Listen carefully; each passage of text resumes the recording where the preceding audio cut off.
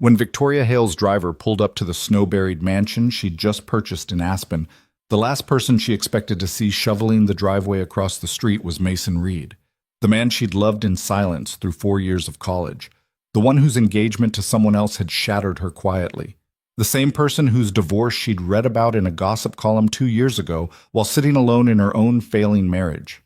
Their eyes met across 20 feet of frozen asphalt. Neither moved.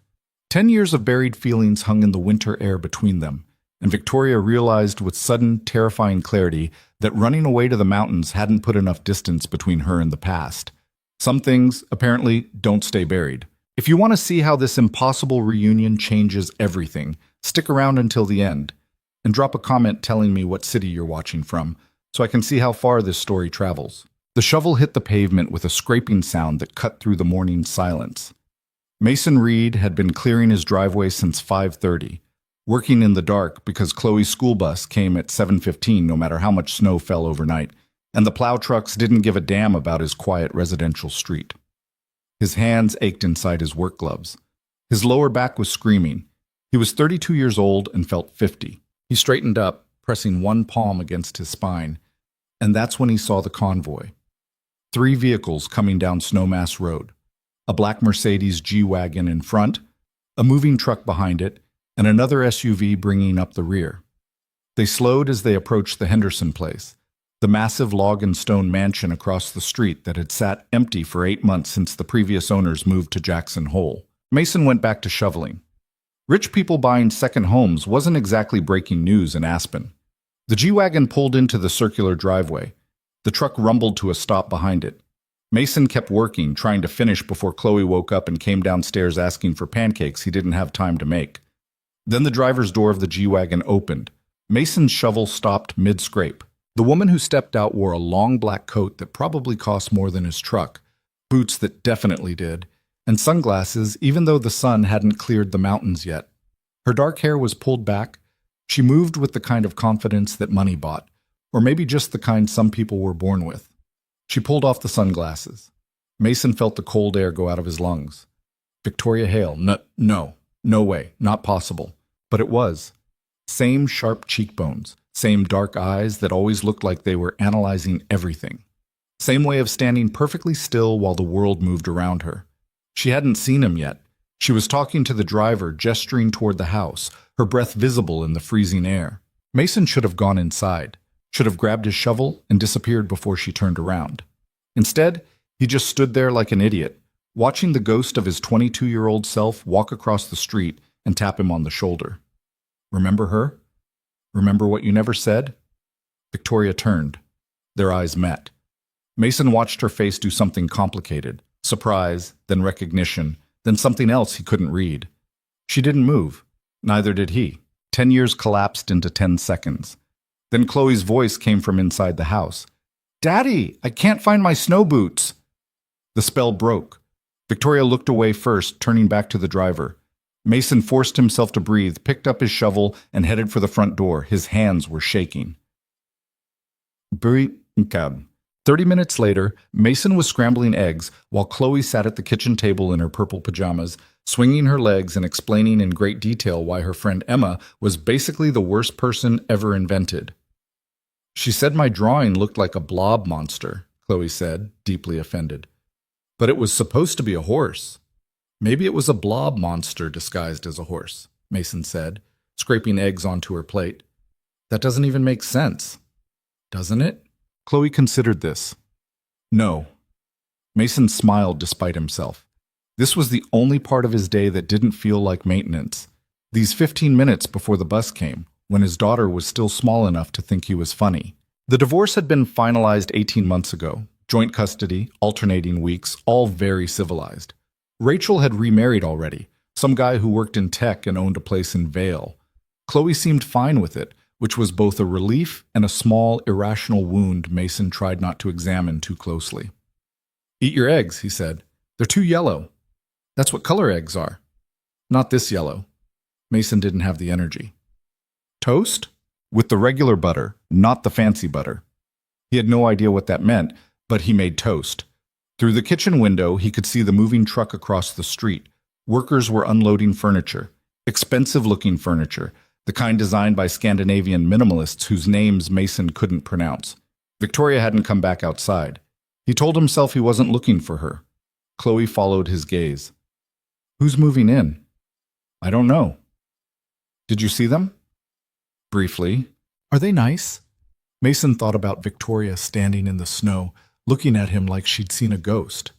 I don't know yet. I hope they have a dog, Chloe said. Emma has a dog.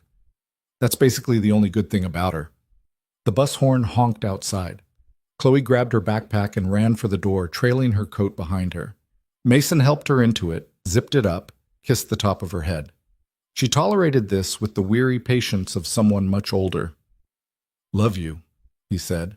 Love you too. Don't forget I have soccer. I won't. She was halfway down the driveway when she turned and shouted, And I need poster board for my project. Then she was gone, climbing onto the bus with a half-dozen other kids who looked equally exhausted by existence. Mason stood in the doorway, watching the bus pull away. When he turned back toward the house, Victoria was standing in her driveway. She changed into jeans and a heavy sweater. Her hair was down now. She was holding a coffee cup, steam rising from it. She lifted one hand in a small wave. Mason's brain went blank. He managed to raise his own hand. It felt awkward. Everything felt awkward. Victoria started walking toward him. Oh, hell. Mason's first instinct was to retreat into the house and pretend he hadn't seen her. His second instinct was to stand there and wait. His third instinct was to wonder why his heart was beating this fast over someone he hadn't thought about in years. Except that was a lie. He'd thought about her. Victoria stopped at the end of his driveway, close enough to talk, far enough to escape. Hi, she said. Her voice hadn't changed, still low, still precise. Hi, Mason said. Silence. A car drove past. Somewhere down the street, someone was running a snowblower. Small world, Victoria said finally. Yeah. More silence. I didn't know you lived here, she said. I didn't know you were moving here. It's temporary. Mason nodded. He had no idea what to do with his hands. Victoria took a sip of coffee, looking uncomfortable in a way he'd never seen her look. Victoria Hale didn't do uncomfortable. She was the person in college who could walk into a room full of architecture professors and start debating load-bearing calculations like she'd written the textbook. I should let you get back to your morning, she said. Yeah, I've got... Mason gestured vaguely at nothing. Things. Right. She turned to leave. Victoria. She stopped. Mason didn't know what he was going to say until he said it. It's good to see you. Something shifted in her expression. You too. Then she walked back across the street, and Mason went inside and stood in his kitchen for 5 full minutes, staring at nothing. Cats. The coffee shop was called Grateful Bread, which Mason had always found aggressively Colorado. He'd been coming here 3 mornings a week for the past year, ever since he realized that working from home meant never actually leaving home. He was a structural engineer, freelance, which sounded more impressive than it was. Mostly he reviewed blueprints for contractors who'd already made up their minds and just needed someone with a license to sign off. The pay was decent. The work was boring. It kept the lights on. He set up his laptop at his usual table in the back corner and tried to focus on the renovation plans for a house in Snowmass Village. The architect had specified floor-to-ceiling windows on a slope that got 6 feet of snow accumulation. Mason was writing polite notes about how that was a terrible idea when someone sat down across from him. Victoria. She had a laptop bag over her shoulder and a fresh coffee in her hand. I'm not following you, she said. I know how this looks. Mason blinked. What? I needed somewhere to work and the internet at the house isn't set up yet, and this was the first place I found. She paused. But if this is your spot, I can leave. No, stay. It's fine. She hesitated, then set down her bag and sat. They worked in silence for 20 minutes. Mason tried to concentrate on load-bearing calculations, but his brain kept wandering to the woman sitting 3 feet away. Victoria was typing quickly, frowning at her screen, occasionally making notes on a legal pad with handwriting he remembered. Small, precise, engineer's script. Finally, she looked up. Can I ask you something? Sure. What are you doing in Aspen? Mason leaned back. I live here. I mean, why? You grew up in Chicago, right? He was surprised she remembered. My ex-wife wanted to move here. She got a job at a ski resort. I went with her because—" He stopped. It seemed like the thing to do. "And after the divorce?" "Chloe's here. So I'm here." Victoria nodded slowly. "The girl I saw this morning?" "Yeah." "She's yours?" "Mine and Rachel's." "How old?"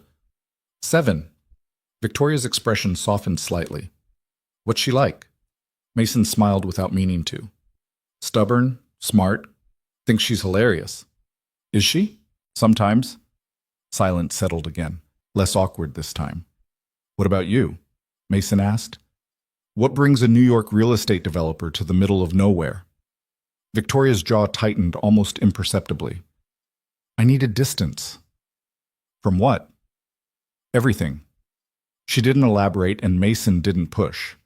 They went back to working, or pretending to work. After another 10 minutes, Victoria closed her laptop. "I should go." "You just got here."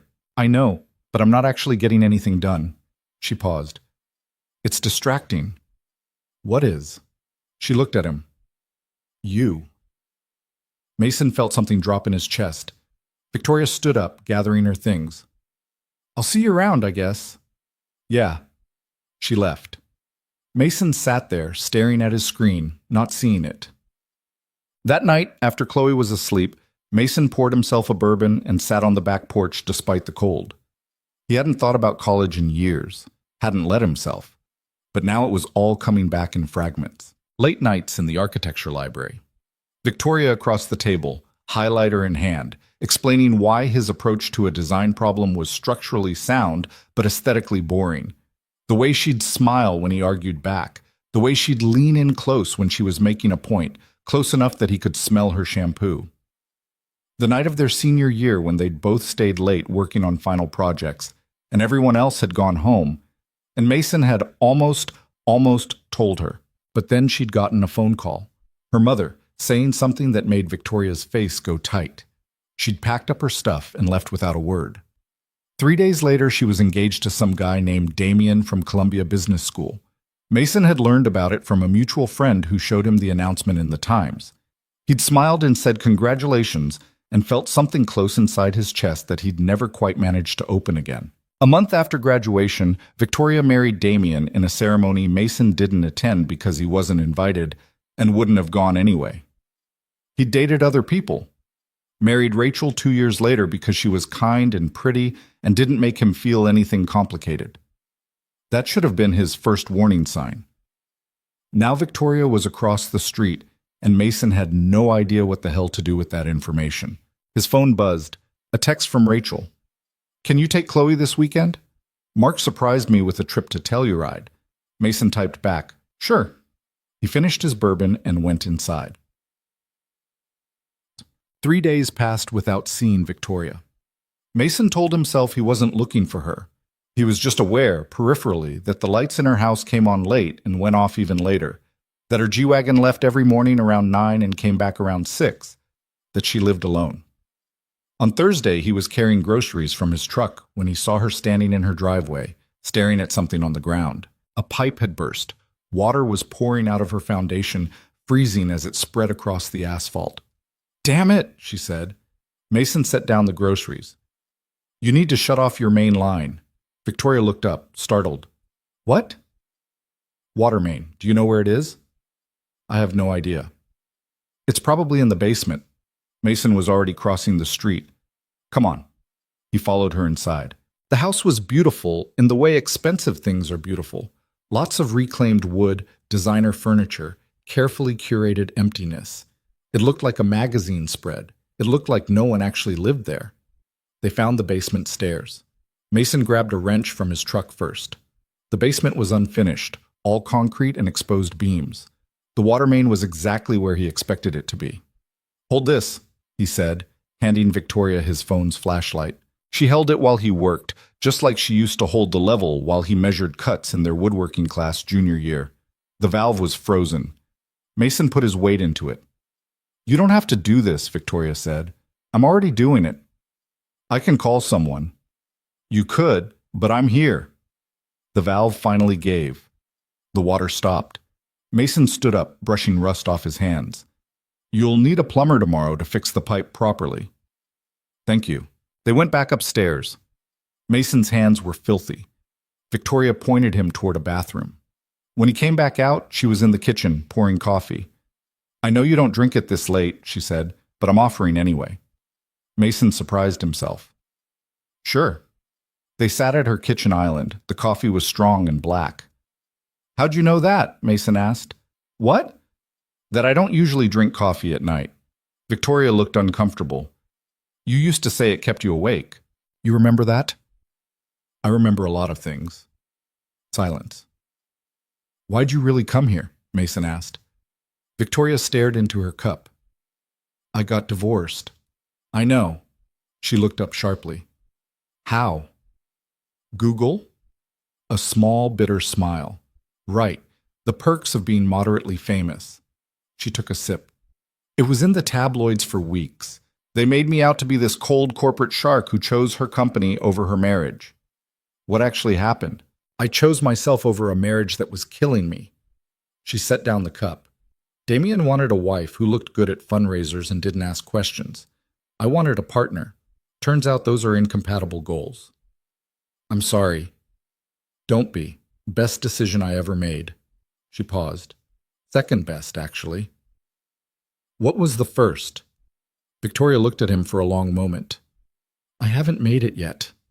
The air between them felt suddenly charged. Mason stood up. I should go. Right. He headed for the door. Stopped. Victoria? Yeah? If you need anything, pipe bursts, furnace problems, whatever, I'm across the street. I know. He left before he could say anything else stupid. 6. Friday morning, Mason was drinking coffee at Grateful Bread when Victoria walked in. This time it didn't feel like a coincidence. She sat down without asking. What are you working on? Mason turned his laptop so she could see. Somebody wants to turn a barn into a house. Victoria studied the plans.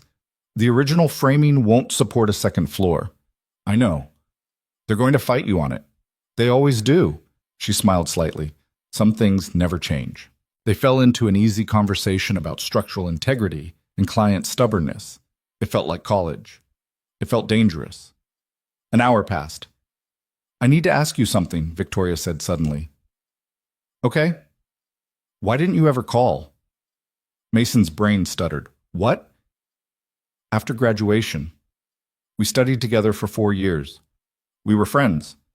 Good friends. And then nothing. Mason set down his coffee carefully. You got engaged. So? So you were getting married, Victoria. What was I supposed to do? Call you up and chat about the weather? We could have stayed in touch. Could we have? The question hung there. Victoria looked away. Maybe not. Why'd you marry him? Mason asked quietly. Damien? Yeah. Victoria was quiet for a long time. My mother was sick. Pancreatic cancer. She had maybe 6 months. She wanted to see me settled, safe. Damien was from the right family, had the right career, checked all the boxes. She exhaled slowly. I told myself I'd learn to love him. Did you? No. Mason didn't know what to say to that. She died 2 months after the wedding, Victoria continued, and I was stuck in a marriage that felt like a prison sentence from day one. She looked at Mason. You want to know the worst part? What?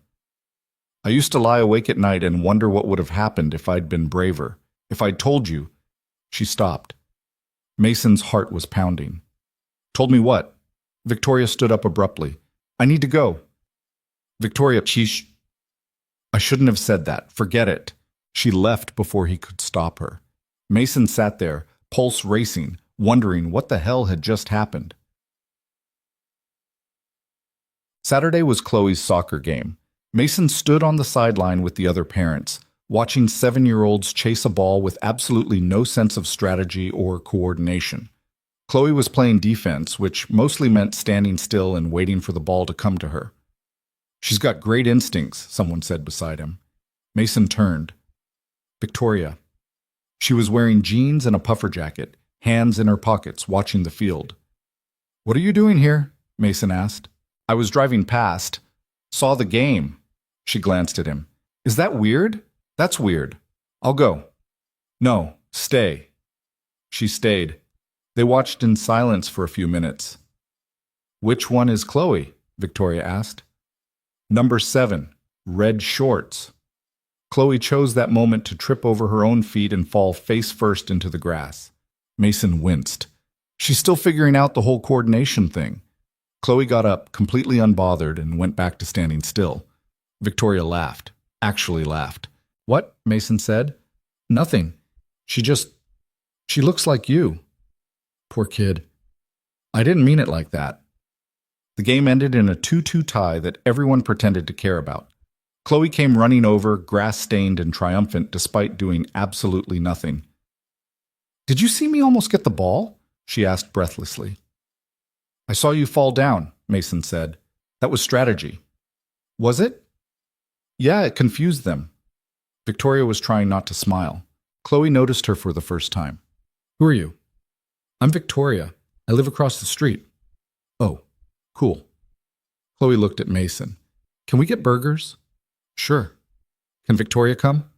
Mason's brain short-circuited. I'd love to, Victoria said. Yes. They ended up at a diner called the White House Tavern. Chloe ordered a burger with extra pickles and chocolate milk. Mason got coffee. Victoria ordered a salad she barely touched. Chloe talked nonstop about school, soccer, her friend Emma, who was still basically the worst, and a boy named Trevor who ate glue. Victoria listened like it was the most interesting conversation she'd ever had. Do you have kids? Chloe asked. No, Victoria said. Why not? Chloe, Mason warned. What? I'm just asking, Victoria smiled. It's okay. I was married, but it didn't work out. My parents are divorced too, Chloe said matter-of-factly. It's not that bad. I have 2 houses now. That's a good way to look at it. And my mom's new husband is kind of boring, but he has a really big TV. Mason buried his face in his hands. Victoria was actively fighting laughter. After burgers, Chloe convinced them to get ice cream despite the fact that it was 20 degrees outside. They walked down Main Street, Chloe skipping ahead with her cone, Mason and Victoria trailing behind.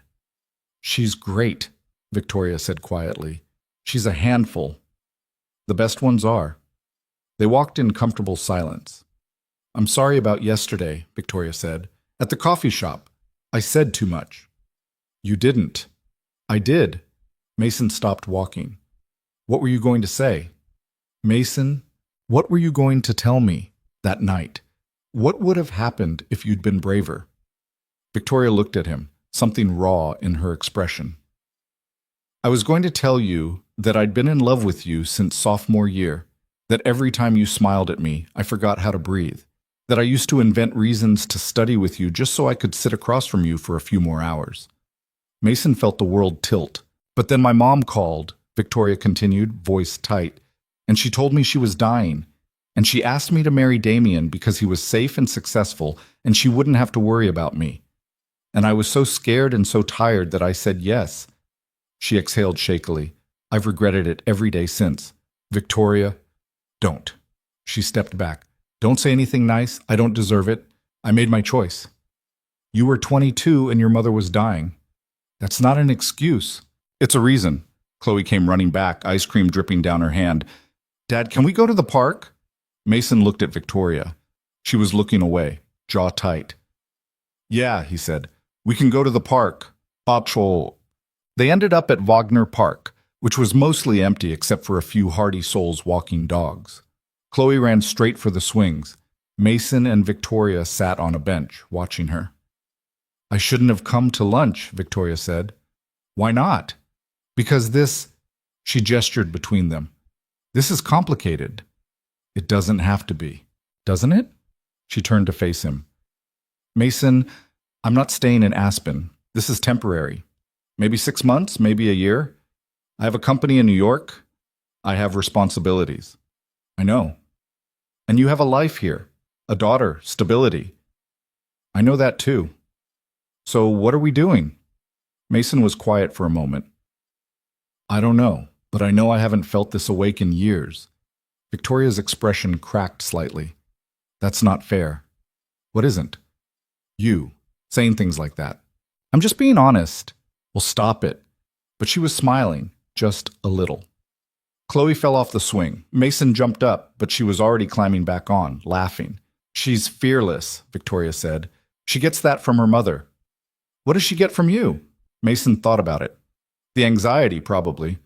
Victoria laughed. Actually, laughed. The sound did something to Mason's chest. They sat there until the sun started setting and Chloe finally ran out of energy. On the drive home, Chloe fell asleep in the back seat. Victoria followed in her G-Wagon. When they pulled into Mason's driveway, he carefully extracted Chloe from her car seat. She didn't wake up. Victoria stood next to her car, keys in hand. "Thank you for today," Mason said quietly. "I didn't do anything. You showed up." Something shifted in her expression. "Yeah, I did." She turned to leave. "Victoria." She stopped. "I'm not asking you to stay forever," Mason said. "I'm not asking you for anything. But if you want to get coffee tomorrow, I'll be at Grateful Bread at 9. Victoria looked at him for a long moment. Okay. Okay. I'll be there. She got in her car and drove across the street. Mason carried Chloe inside and put her to bed. Then he stood in his kitchen, heart pounding, wondering what the hell he'd just done.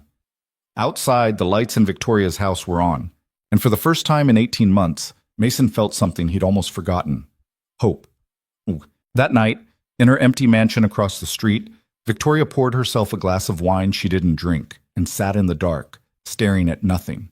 She'd come to Aspen to escape, to put distance between herself and the wreckage of her marriage, the pressure of her company, the suffocating expectations of a life she'd never actually chosen. Instead, she'd found Mason Reed. Mason, who'd gotten more handsome in the years since college, who had a daughter and a life and a quiet sadness in his eyes that matched her own, who'd fixed her burst pipe without being asked and made her laugh without trying. Mason, who she'd loved 10 years ago and apparently never stopped loving. She set down the wine. This was a mistake. All of it. She should keep her distance, finish out her self-imposed exile, and go back to New York where she belonged. But then she thought about the way he'd looked at her in the park. The way his voice had sounded when he said, "I haven't felt this awake in years." She thought about Chloe, fearless and funny and completely herself. She thought about lunch at the diner and how normal it had felt. How easy. Victoria stood up and walked to the window. Across the street, Mason's lights were still on. She picked up her phone, put it down, picked it up again. Finally, she typed, "Thank you for today." 3 dots appeared immediately. "Thank you for coming." Victoria stared at the screen. Then she typed, "See you tomorrow." His response came quickly. 9 o'clock. Victoria set down her phone and let out a breath she didn't know she'd been holding. Outside, snow started falling again, covering everything in silence. And across the street, Mason turned off his lights and went to bed, knowing that tomorrow would change everything. Neither of them slept well. 9 o'clock came and went. Mason sat at his usual table in Grateful Bread, laptop open, staring at the same sentence in an email he'd been trying to write for 20 minutes. The cursor blinked. He typed 3 words, deleted them, typed them again. 9:15. She wasn't coming. He told himself it was fine. Expected even. Victoria had probably woken up, remembered she was a billionaire with actual problems, and realized that getting coffee with her college almost something was a waste of time. 9:20. Mason closed his laptop. The door opened.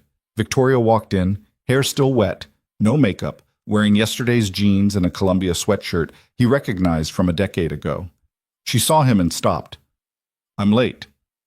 "Little bit. I couldn't find my keys, then I found them in the refrigerator." She walked over, set down her bag. "I don't know why they were in the refrigerator."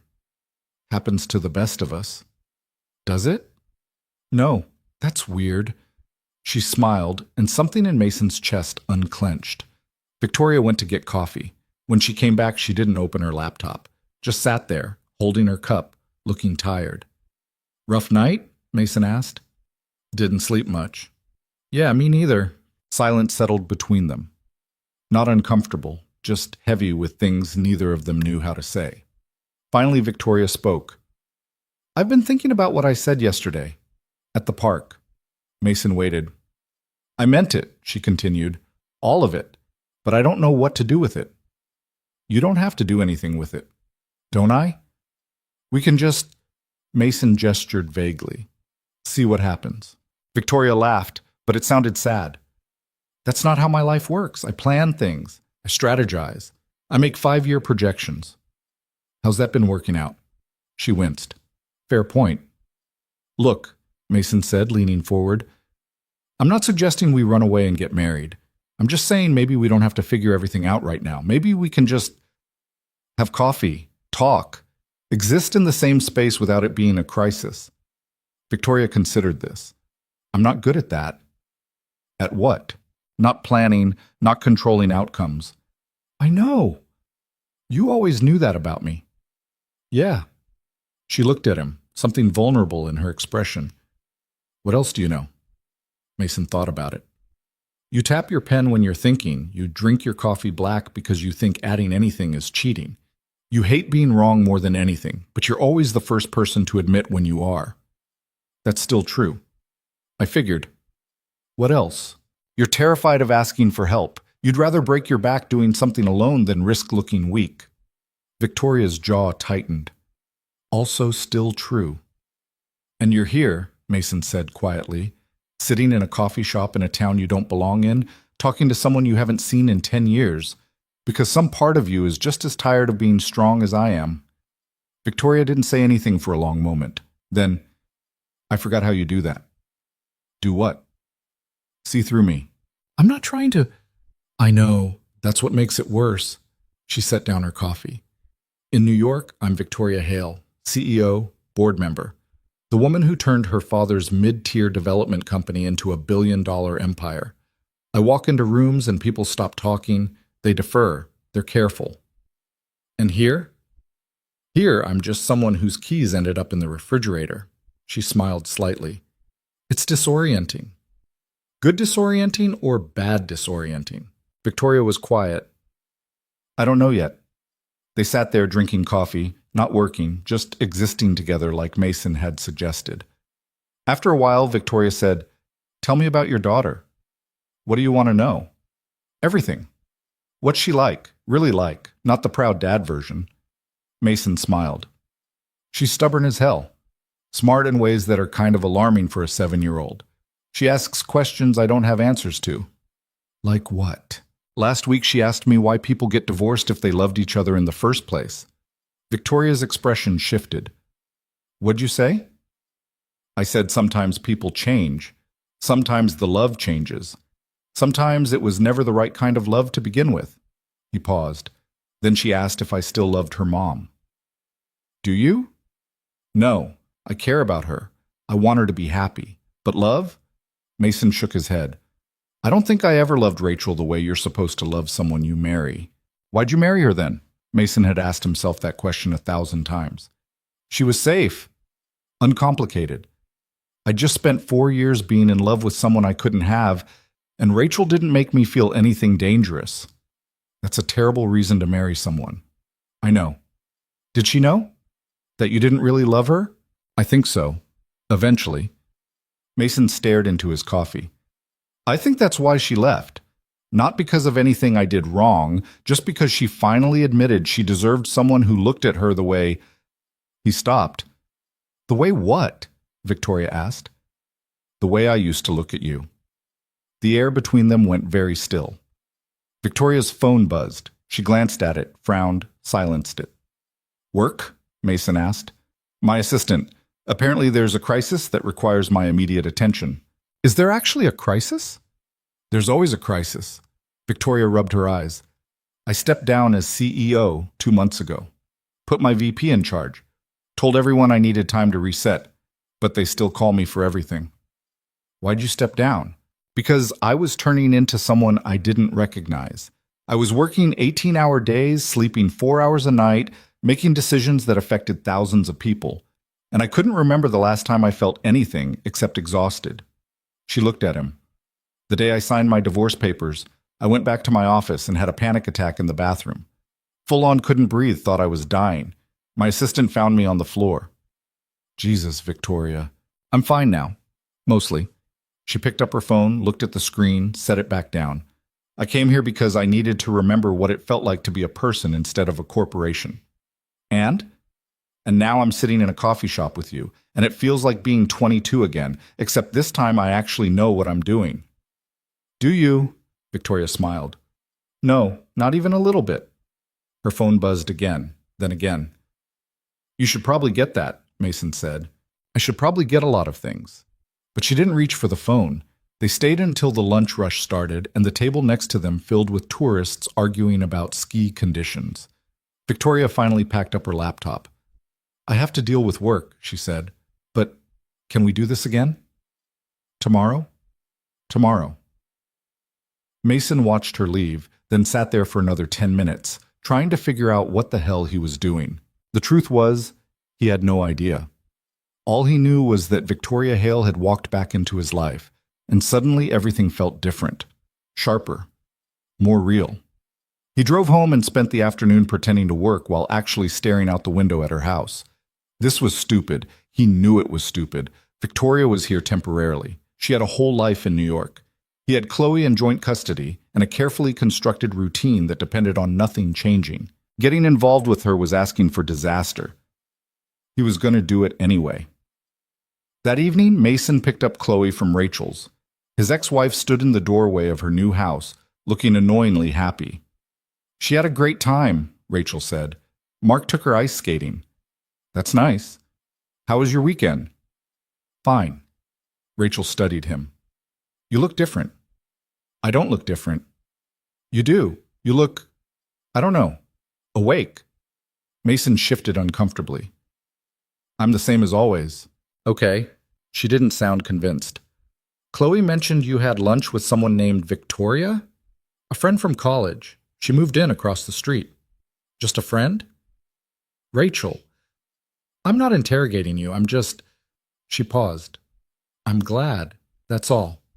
You've been alone for a long time. I have Chloe. That's not what I mean. Mason knew what she meant. Chloe came running out, backpack dragging behind her. Dad, Mark has a hot tub. That's great, sweetie. Can we get a hot tub? No. Why not?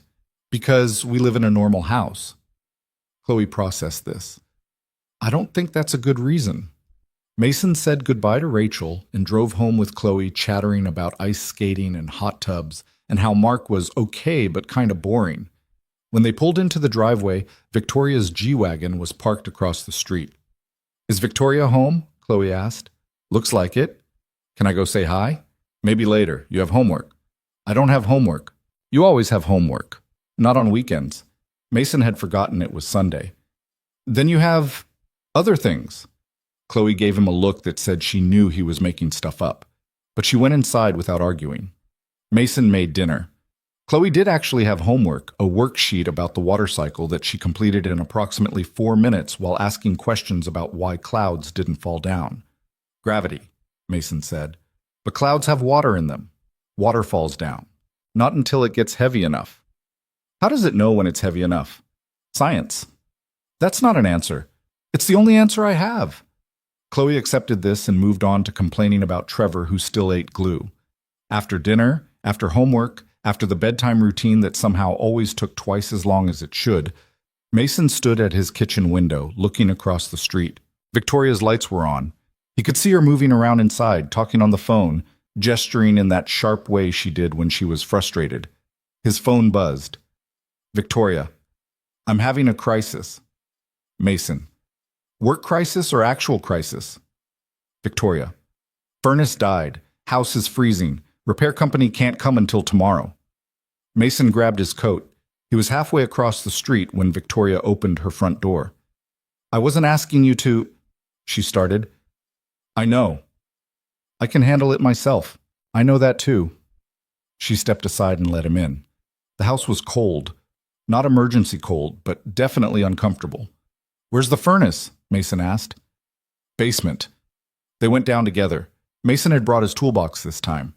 The furnace was high-end and complicated, but the problem was simple. The pilot light was out. Do you have a lighter? He asked. Victoria produced one from her pocket. Mason relit the pilot. The furnace kicked on with a satisfying whoosh. That's it? Victoria said. That's it. I'm paying someone $200 tomorrow to do that? Probably more than $200. Victoria laughed. but it was the frustrated kind. I used to be competent. You are competent. I run a company worth $1 billion, and I can't light my own furnace. Different skill sets. That's a polite way of saying I'm useless at normal life. Mason stood up, brushing dust off his jeans. You're not useless. You're just used to having people handle things for you. That's the same thing. It's not. They went back upstairs. Victoria poured 2 glasses of wine without asking if Mason wanted any. He took one anyway. Thank you, she said. Again. You're going to owe me a lot of furnace repairs at this rate. I'll pay you. I don't want your money. Then what do you want? The question hung there, loaded with about 10 years of subtext. Mason took a sip of wine. I want you to stop acting like asking for help is a personal failure. Victoria looked at him for a long moment. That's harder than it sounds. I know. They stood in her kitchen, drinking wine, not talking. The furnace hummed in the background. Outside, snow started falling again. Can I ask you something? Victoria said finally. Sure. Why are you being so nice to me? Mason frowned. What kind of question is that? A genuine one. I show up in your town unannounced, dragging 10 years of baggage. I monopolize your mornings at the coffee shop. I crash your lunch with your daughter. I call you over to fix my house. She set down her wine. And you just show up every time. Why? Mason put down his own glass. You really don't know? Would I be asking if I did? Victoria, I spent 4 years in college working up the courage to tell you how I felt. Then you got engaged, and I convinced myself I dodged a bullet, that it was just a crush, that it would fade. He took a breath. It never did. I married someone else, had a kid, built a whole life, and it never went away. So yeah, I'm showing up, because you're here, and for the first time in 10 years, I have a chance to not be a coward about it. Victoria went very still. I'm not asking you for anything, Mason continued. I'm not expecting anything. But I'm not going to pretend I don't care either. Mason, you don't have to say anything. I just needed you to know. Victoria crossed the distance between them in 3 steps. Kissed him. Mason's brain blanked out completely. Then instinct kicked in, and he was kissing her back, one hand sliding into her hair, the other pulling her closer. She tasted like wine and something else he couldn't name. Her hands gripped his shirt. It was desperate and messy, and nothing like the careful first kiss he'd imagined 1,000 times in college. It was better. They broke apart, breathing hard. That was... Victoria started. Yeah. I shouldn't have... Probably not. I'm not... She stepped back, running a hand through her hair. I'm not good at this. Relationships, feelings, any of it. Join the club. I'm serious. I'm a disaster. I work too much. I'm controlling. I have trust issues and abandonment issues and probably a dozen other issues I haven't identified yet. Victoria. And I'm leaving. Eventually. I have a company, responsibilities. I know. So this is... We can't... Mason cupped her face in his hands. Stop planning. Just for 5 minutes. Stop trying to figure out how this ends and just be here. Victoria closed her eyes. I don't know how. Then let me teach you. He kissed her again, slower this time. She made a small sound against his mouth, and Mason felt something crack open in his chest that he'd kept locked for years. When they finally pulled apart, Victoria was looking at him like he'd just solved an equation she'd been working on forever. I should go, Mason said. Why? Because if I don't leave now, I'm not going to leave at all. Victoria's expression shifted into something that looked like panic and want at the same time. Stay. Victoria, just for a little while, we don't have to... I just don't want to be alone right now. So Mason stayed. They sat on her absurdly expensive couch, not touching, just talking. About college, about the years between, about the marriages that had failed for different reasons that somehow felt the same. I think I knew on my wedding day, Victoria said quietly. We were at the plaza, 500 people. My mother was crying. Damien looked perfect in his tux. And all I could think was that none of it felt real. Did you love him at all? I tried to. I really did. She pulled her knees up to her chest. But every time he touched me, I felt nothing. Every conversation felt like a transaction. He'd ask about my day, but he didn't actually want to know. He wanted the highlight reel, the success stories. What about the hard parts? He didn't want those. Said I was too negative when I talked about problems. She laughed bitterly. Turns out emotional support isn't a luxury you can buy. Mason reached over and took her hand. She laced her fingers through his. What about you? Victoria asked. When did you know it wasn't working with Rachel? Honestly, about 6 months in. Mason stared at their joined hands. We were having dinner and she was telling me about her day, and I realized I was just waiting for her to stop talking. Not because she was boring, but because I felt nothing, no curiosity, no connection, just nothing. But you stayed. She got pregnant, so yeah, I stayed, and I tried. I really tried to make it work. He paused. But Chloe grew up in a house where her parents were polite strangers. I think that's worse than divorce. Is Rachel happy now? Seems like it. Mark's a good guy. Boring, according to Chloe, but good. Victoria smiled. Your daughter has strong opinions. About everything. I like her. She likes you, too. They sat in comfortable silence for a while. Mason's phone buzzed, a reminder he'd set to take out the trash, the mundane intrusion of real life. I should actually go, he said. Chloe's probably still awake, reading under her covers with a flashlight. Does she do that? Every night. You let her? I pretend I don't know about it. Victoria laughed. That's good parenting. That's exhausted parenting. Mason stood up. Victoria walked him to the door. Tomorrow? She asked. Tomorrow. He started to leave, then turned back. Victoria?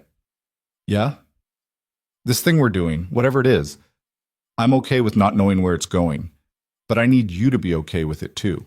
I can't be the only one who's all in. Victoria looked at him for a long moment.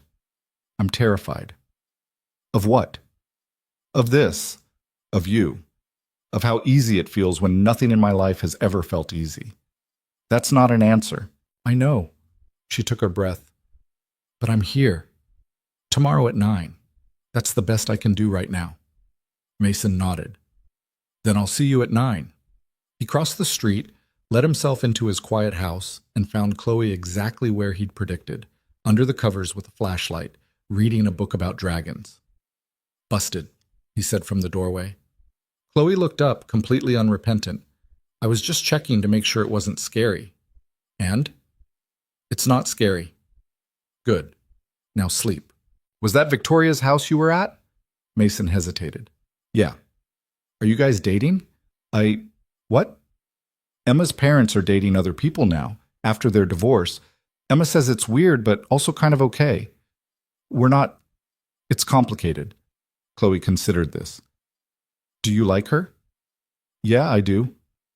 Does she like you? I think so. Then it's not that complicated. Chloe said it like it was the simplest thing in the world. Maybe it was. Mason kissed her forehead. Get some sleep. You're not going to take my book? Would it do any good? No. Then no. He closed her door and went to his own room, where he lay awake for hours, thinking about Victoria across the street, probably doing the same thing. The next morning came too fast and not fast enough. Mason dropped Chloe at school and drove straight to Grateful Bread. Victoria was already there, looking like she hadn't slept either. Hi, she said. Hi. They got coffee. They sat down. They opened their laptops and didn't work. Around 10, Victoria said, I have a confession. Okay. I haven't been entirely honest about why I'm here. Mason's stomach dropped. What do you mean? I told you I came to Aspen for distance, to reset. That's true, but it's not the whole truth. She closed her laptop. 3 months ago, I was going through my divorce papers. Damien's lawyer sent over some financial documents. In the pile was an old folder from when we first got married. Estate planning, wills, that kind of thing. Okay. There was a letter in it, from my mother. She'd written it a week before she died, asked the lawyer to include it in my files. Victoria's voice went quiet. She said she was sorry for pushing me toward Damien, for making me feel like I had to choose safety over happiness. And she said... Victoria stopped. What? Mason asked. She said she'd met you. Once. At graduation. I'd introduced you as my friend, but she saw right through it. She knew how I felt about you. Victoria looked up, eyes bright. And she said if she could do it over, she would have told me to be brave, to choose the person who made me feel alive instead of the person who made me feel safe. Mason didn't know what to say. I've been carrying that letter for 3 months, Victoria continued. After I finalized the divorce, I put it on my desk. Read it every day. And I realized I had no idea how to be brave. I'd spent my whole life making strategic decisions, hedging bets, minimizing risk. She reached across the table and took his hand. Then I remembered you were in Aspen. I'd seen something about it in a mutual friend's Facebook post years ago, and I thought, maybe that's what brave looks like. Showing up in the one place where I can't hide behind my company, or my money, or my carefully constructed walls. You came here for me. I came here for myself, but yeah, you were part of it. Mason's head was spinning. Why didn't you just call? And say what? Hi, we haven't spoken in 10 years, but I'm divorced now and I've been thinking about you constantly since my mother died. Want to get coffee? That would have worked. Victoria laughed, and it sounded wet. I'm not that brave. Mason moved around the table and pulled her into his arms. She buried her face in his shoulder. This is insane, she mumbled into his shirt. Yeah. We barely know each other anymore. I know. I'm going to screw this up. Probably.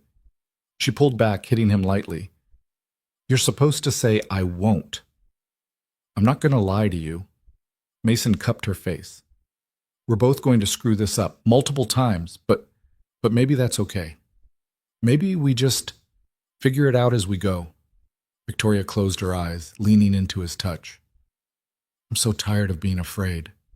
Then stop. It's not that simple. Isn't it? She opened her eyes. Kiss me again. So he did, right there in the coffee shop, in front of the baristas and the tourists and the whole damn town.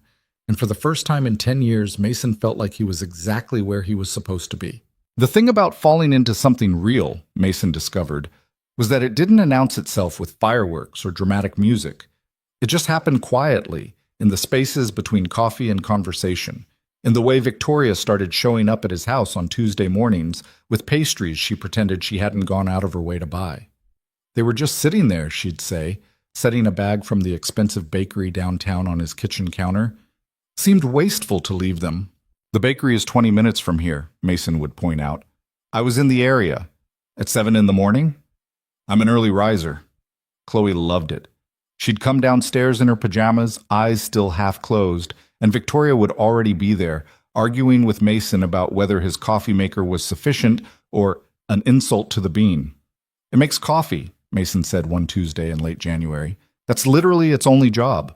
It makes brown water that vaguely resembles coffee, Victoria corrected, examining the ancient drip machine like it had personally offended her. Snob. Realist.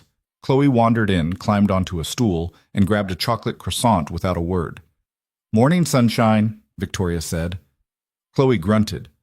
She's not a morning person, Mason explained. I can see that. Are you dating my dad? Chloe asked suddenly, mouth full of pastry. Mason choked on his coffee. Victoria went very still. Chloe, Mason started. What? I'm just asking. She took another bite. Emma says when grown-ups hang out every day and smile at each other a lot, they're dating. Victoria looked at Mason. Mason looked at Victoria. We're figuring things out, Victoria said carefully. What does that mean? It means we're spending time together and seeing what happens. Chloe processed this. So, yes. It's complicated, Mason said. You keep saying that, but it seems pretty simple. Chloe finished her croissant and slid off the stool. I'm going to get dressed. Can Victoria take me to school? I'm taking you to school, Mason said, but can Victoria come? Mason looked at Victoria. She shrugged, trying not to smile. Sure, Mason said. Victoria can come. So that's how Victoria ended up in Mason's truck at 7:45 on a Tuesday morning, sandwiched between him and a 7-year-old who spent the entire drive explaining why her teacher was wrong about the water cycle.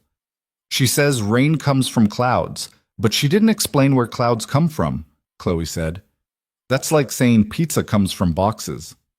Where do you think clouds come from? Victoria asked. Evaporation? Duh. But Mrs. Patterson skipped that part. Did you tell her? Yeah, she said we'd get to it later, but that's not how teaching works. You can't explain step 3 without explaining step 1. Victoria caught Mason's eye over Chloe's head. He was trying not to laugh. You should be a teacher, Victoria said. Sounds like you've got it figured out. I'm going to be an engineer, Chloe said matter-of-factly. Like my dad, except I'm going to build roller coasters. That's a good plan. I know. They pulled up to the school. Chloe grabbed her backpack, then paused. Are you going to be here when I get home? She asked Victoria. Victoria glanced at Mason. I don't know. Maybe? Okay, bye. She was out of the truck and gone before either of them could respond. Mason sat there, hands on the wheel, engine still running. That was, Victoria started, terrifying? I was going to say nice. Mason turned to look at her. She likes you. I like her too. She doesn't usually like people this fast. Maybe I'm special, Victoria said, but her voice was quiet, uncertain. You are, Mason said, but that's not what scares you. Victoria looked out the window at the stream of kids heading into school. She's 7 years old and she's already been through a divorce. She doesn't need me showing up and then disappearing when I go back to New York. Is that what you're planning to do? Disappear? I don't know what I'm planning. She turned back to him. That's the problem. I've spent my entire adult life planning everything. Quarterly projections, 5-year strategies, exit plans for deals that haven't even closed yet. And now I'm here with you and your daughter and I have no idea what I'm doing. Welcome to parenthood. I'm not her parent. I know, but you're here. And she's getting attached. And I need to know... Mason stopped, trying to find the right words. I need to know you're not just killing time until you figure out your real life. Victoria's expression cracked. Is that what you think this is? I don't know what to think. You won't talk about the future. You change the subject every time I bring up anything past next week. Because I don't have answers. Then find some. Because I'm all in, Victoria. I have been since you showed up, but I can't do this alone. Victoria sat there, staring at her hands. When she finally spoke, her voice was barely audible. I'm scared I'm going to ruin this. You're not... I am. I ruin things. I did it with Damien. I almost did it with my company. I push people away when they get too close because it's easier than admitting I need them. She looked at him, eyes bright. And you and Chloe, you're the best thing that's happened to me in 10 years, and I'm terrified I'm going to wake up one day and realize I've destroyed it. Mason reached over and took her hand. You're not going to destroy anything. You don't know that. I know you, the real you, not the CEO version or the billionaire version.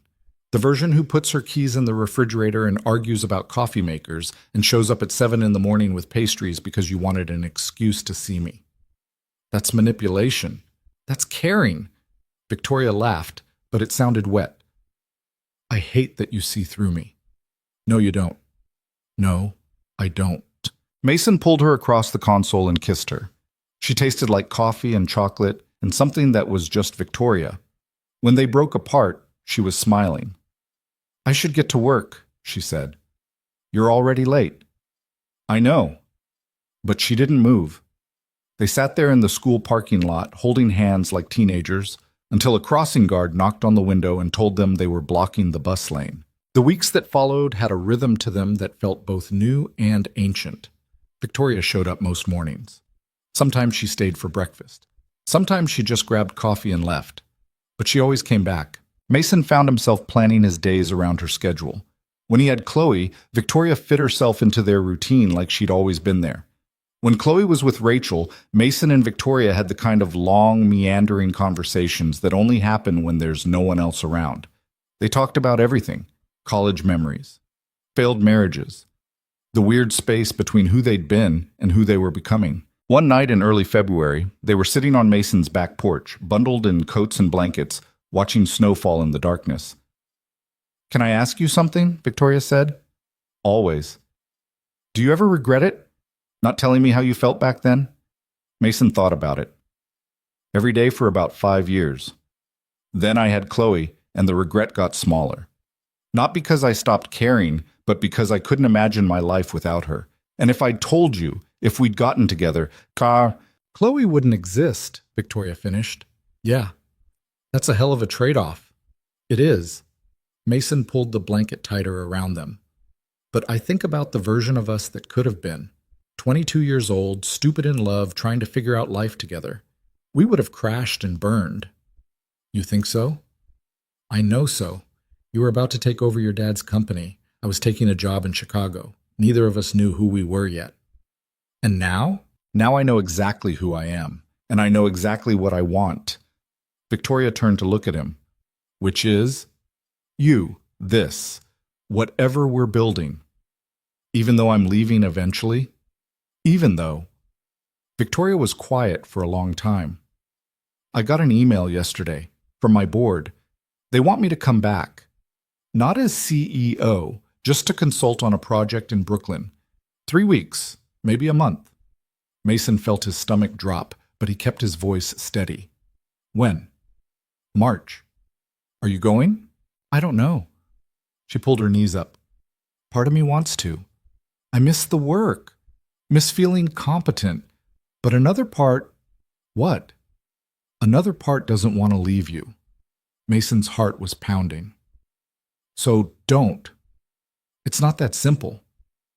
Why not? Because that company is everything I built. It's my legacy. I can't just walk away. I'm not asking you to walk away. I'm asking you to choose. That's the same thing. No, it's not. Mason turned to face her fully. Walking away is giving up. Choosing is deciding what matters most. Victoria's expression shuddered. You're asking me to choose between you and my career. I'm asking you to figure out what you actually want. Because right now it feels like you're hedging your bets, keeping 1 foot here and 1 foot in New York so you don't have to commit to either. That's not fair, isn't it? Victoria stood up abruptly. I should go. Don't do that. Don't run every time this gets hard. I'm not running. I just need space. Space from what? From you. From this. From feeling like I'm constantly disappointing you by not having my entire life figured out. Mason stood too. I don't expect you to have everything figured out. I just need to know I'm not wasting my time. The words came out harsher than he meant them. Victoria flinched like he'd slapped her. Is that what you think? She said quietly. That you're wasting your time? I don't know what to think anymore. Every time I try to talk about the future, you shut down. Every time I ask what you want, you give me non-answers. I'm here, Victoria, completely here. But I can't keep doing this if you're not. I am here. Are you? Because it feels like part of you is still in New York, waiting for an excuse to go back. Victoria's eyes were bright with tears she refused to let fall. Maybe you're right. Maybe I should go back. This was a mistake. Victoria, no, you're right. I'm not built for this, for domesticity and routines and small-town life. I tried to be someone I'm not, and it's not fair to you or Chloe. That's not what I said. But it's what you meant. She grabbed her coat and headed for the door. Mason followed. Don't leave like this, he said. Why not? We both knew this was temporary. I didn't. Victoria stopped at the door, hand on the knob. Then you're a fool. She left. Mason stood in his empty house, listening to her car start across the street, wondering how the hell they'd gotten here. The next morning, Victoria didn't show up at Grateful Bread, or the morning after that. Mason told himself he wasn't going to be the one to reach out first. She was the one who'd run. She could be the one to fix it. But by Thursday, he cracked. He texted, "Can we talk?" No response. Friday. "I'm sorry. I didn't mean it the way it came out." Nothing. Saturday, Chloe asked where Victoria was. "She's busy," Mason said. "With what?" "Work stuff." Chloe gave him a look that said she knew he was lying. "Did you guys have a fight?" "Why would you think that?" "Because you look sad, and you keep checking your phone." Mason set down his phone. "We had a disagreement." "About what?" "Grown-up stuff." "Are you going to fix it?" "I don't know how." Chloe thought about this. "You should probably say sorry." "I did. She's not responding." "Then say it in person. That's what Mrs. Patterson makes us do when we fight at school. You can't just text sorry. You have to say it for real." Out of the mouths of 7-year-olds. Sunday morning, Mason crossed the street and knocked on Victoria's door. No answer. Her car was there. The lights were on. But she didn't come to the door. Mason knocked again. "Victoria, I know you're home. Please, just let me explain." Nothing. He stood there for 5 more minutes, feeling like an idiot, then went back home. That night, he saw her through her window, pacing with her phone pressed to her ear, gesturing angrily at whoever was on the other end. Monday morning, her G-Wagon was gone. Mason tried not to panic. She was probably just getting groceries or coffee or running literally any errand that didn't involve avoiding him. But the car didn't come back. Tuesday morning, it was still gone. Wednesday, Mason texted Rachel, "Can you take Chloe this week?" Rachel called immediately. "What's wrong?" "Nothing. I need to handle something." "Mason, what happened?" "Nothing. Everything. I don't know." "Is this about Victoria?" "How do you—" "Chloe told me. She likes her. Says she brings good pastries." Despite everything, Mason smiled. "She does." "So what happened?" Mason sank onto his couch. "I pushed too hard, asked for answers she wasn't ready to give, and she ran." "Did you go after her?" "She won't talk to me." "Then make her." "How?" "You're a smart guy. Figure it out." She hung up. Mason sat there staring at nothing, trying to figure out how to fix something when he didn't fully understand what he'd broken. His phone rang. Unknown number. "Hello? Mr. Reed?" A woman's voice, professional, clipped. "Yes? This is Jennifer Park, Ms. Hale's executive assistant. She asked me to call you." Mason's heart stopped. "Is she okay?" "She's fine. She's in New York. She wanted me to let you know she'll be gone for a few weeks. Maybe longer." "She left?" "Yes, sir. She flew out Sunday night. 2 days ago." While Mason was standing on her porch, knocking like an idiot. "Did she say when she's coming back?" A pause. "She asked me to arrange for a property manager to check on the Aspen house. Long term." The bottom dropped out of Mason's stomach. "I see. Is there anything else I can help you with?" "No, thank you." He hung up. Victoria was gone. Really gone. And she'd sent her assistant to tell him instead of doing it herself. Mason should have been angry, should have felt betrayed. Instead, he just felt tired. He spent the rest of the week going through the motions. Work, Chloe, sleep. Repeat. Chloe asked about Victoria twice. Mason gave vague answers. Eventually, she stopped asking. 2 weeks passed. Then 3. Mason stopped checking Victoria's house for signs of life. Stopped looking at his phone every 5 minutes. Stopped hoping. Then, on a Friday night in late February, his phone rang. Victoria. Mason stared at the screen for 3 rings before answering. "Hi," he said. "Hi." Her voice sounded different, tired, strained. "How's New York?" "Terrible, great, I don't know." A pause. "Can we talk?" "We are talking." "In person. I'm at the house." Mason's heart lurched. "You're here?" "I got in an hour ago. I know it's late and you're probably busy. I'll be right there." He didn't bother with a coat. Just crossed the street in his t-shirt and jeans, knocked once, and walked in when she opened the door. Victoria looked exhausted. Hair pulled back, no makeup, same Columbia sweatshirt she'd been wearing the first morning at the coffee shop. "You look like hell," Mason said. "Thanks." "You too." They stood there 3 feet apart, not touching. "Why'd you leave?" Mason asked finally. "Because you were right. I was hedging, keeping 1 foot out the door so I wouldn't have to risk everything." She wrapped her arms around herself. "And then I got to New York and threw myself into work, and it felt good, familiar, safe. And I was miserable. Every morning I'd wake up and reach for my phone to text you about something stupid Chloe probably said.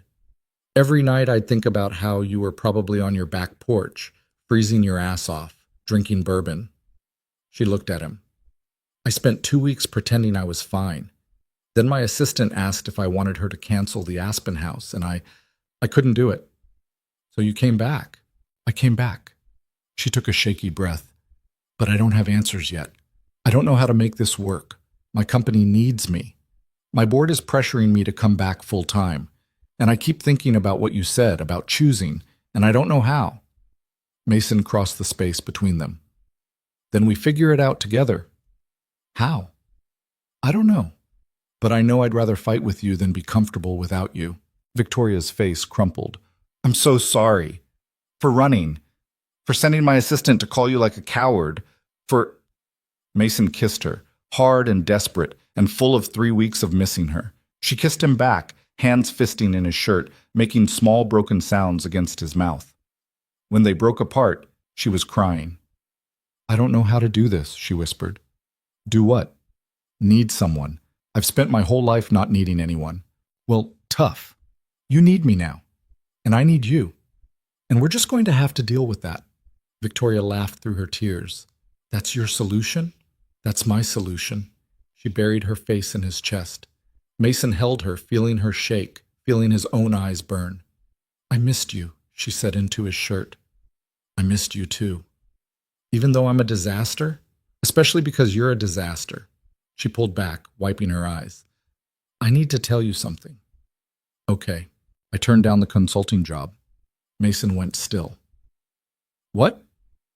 The Brooklyn project. I told them no. Victoria, I'm not staying in Aspen forever. I can't. But I'm also not ready to go back to New York full time, so I'm figuring out a middle ground, remote work, flying back for important meetings, delegating more. She looked at him. It's not perfect. It's going to be messy and complicated, and we're probably going to fight about it.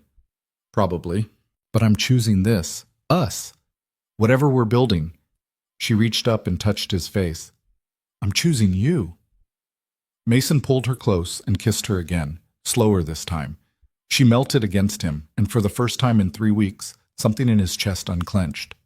Stay tonight, he said against her mouth. Mason, not like that. Just stay. I don't want you across the street. I want you here. Victoria pulled back, studying his face. Chloe's with Rachel this week? Yeah. Then okay. I'll stay. They ended up on his couch, tangled together, talking until 3 a.m. about everything and nothing. About Victoria's company and Mason's work and Chloe's latest theory about why clouds don't fall. She asked me if you were coming back, Mason said quietly. What did you tell her? That I didn't know. Victoria was quiet for a moment. I don't want to hurt her. Then don't. It's not that simple. Yes, it is. Show up. Be consistent. Don't make promises you can't keep. He tipped her chin up. She doesn't need perfect. She just needs real. What if real isn't enough? It's always enough. Victoria closed her eyes. I'm going to disappoint you both. Probably. We'll disappoint you too. That's how this works. That's a terrible sales pitch. I'm not selling anything. I'm just telling you the truth. Victoria laughed, soft and tired. I forgot how you do that. Do what? Make everything sound simple when it's not. It is simple. We just keep making it complicated.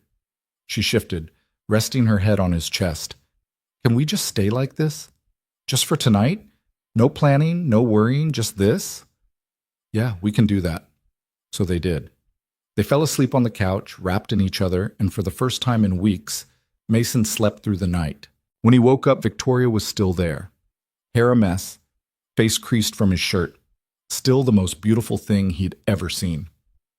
She opened her eyes. Hi. Hi. I should probably go home. Shower. Change. Probably. Are you going to let me go? No. She smiled. Good. They stayed on the couch for another hour, just talking, just being. And Mason realized that this quiet morning, this easy peace, was what he'd been missing his entire life. Later, when Victoria finally went back to her house, and Mason started making coffee, his phone buzzed. A text from Chloe. Is Victoria back? Mason smiled and typed, Yeah, she's back. Chloe. Good. I like her. Mason. Me too, kid. Me too. The next few weeks felt like living in a snow globe someone kept shaking. Good days mixed with hard ones, easy mornings followed by difficult nights, and through it all, Mason and Victoria kept showing up.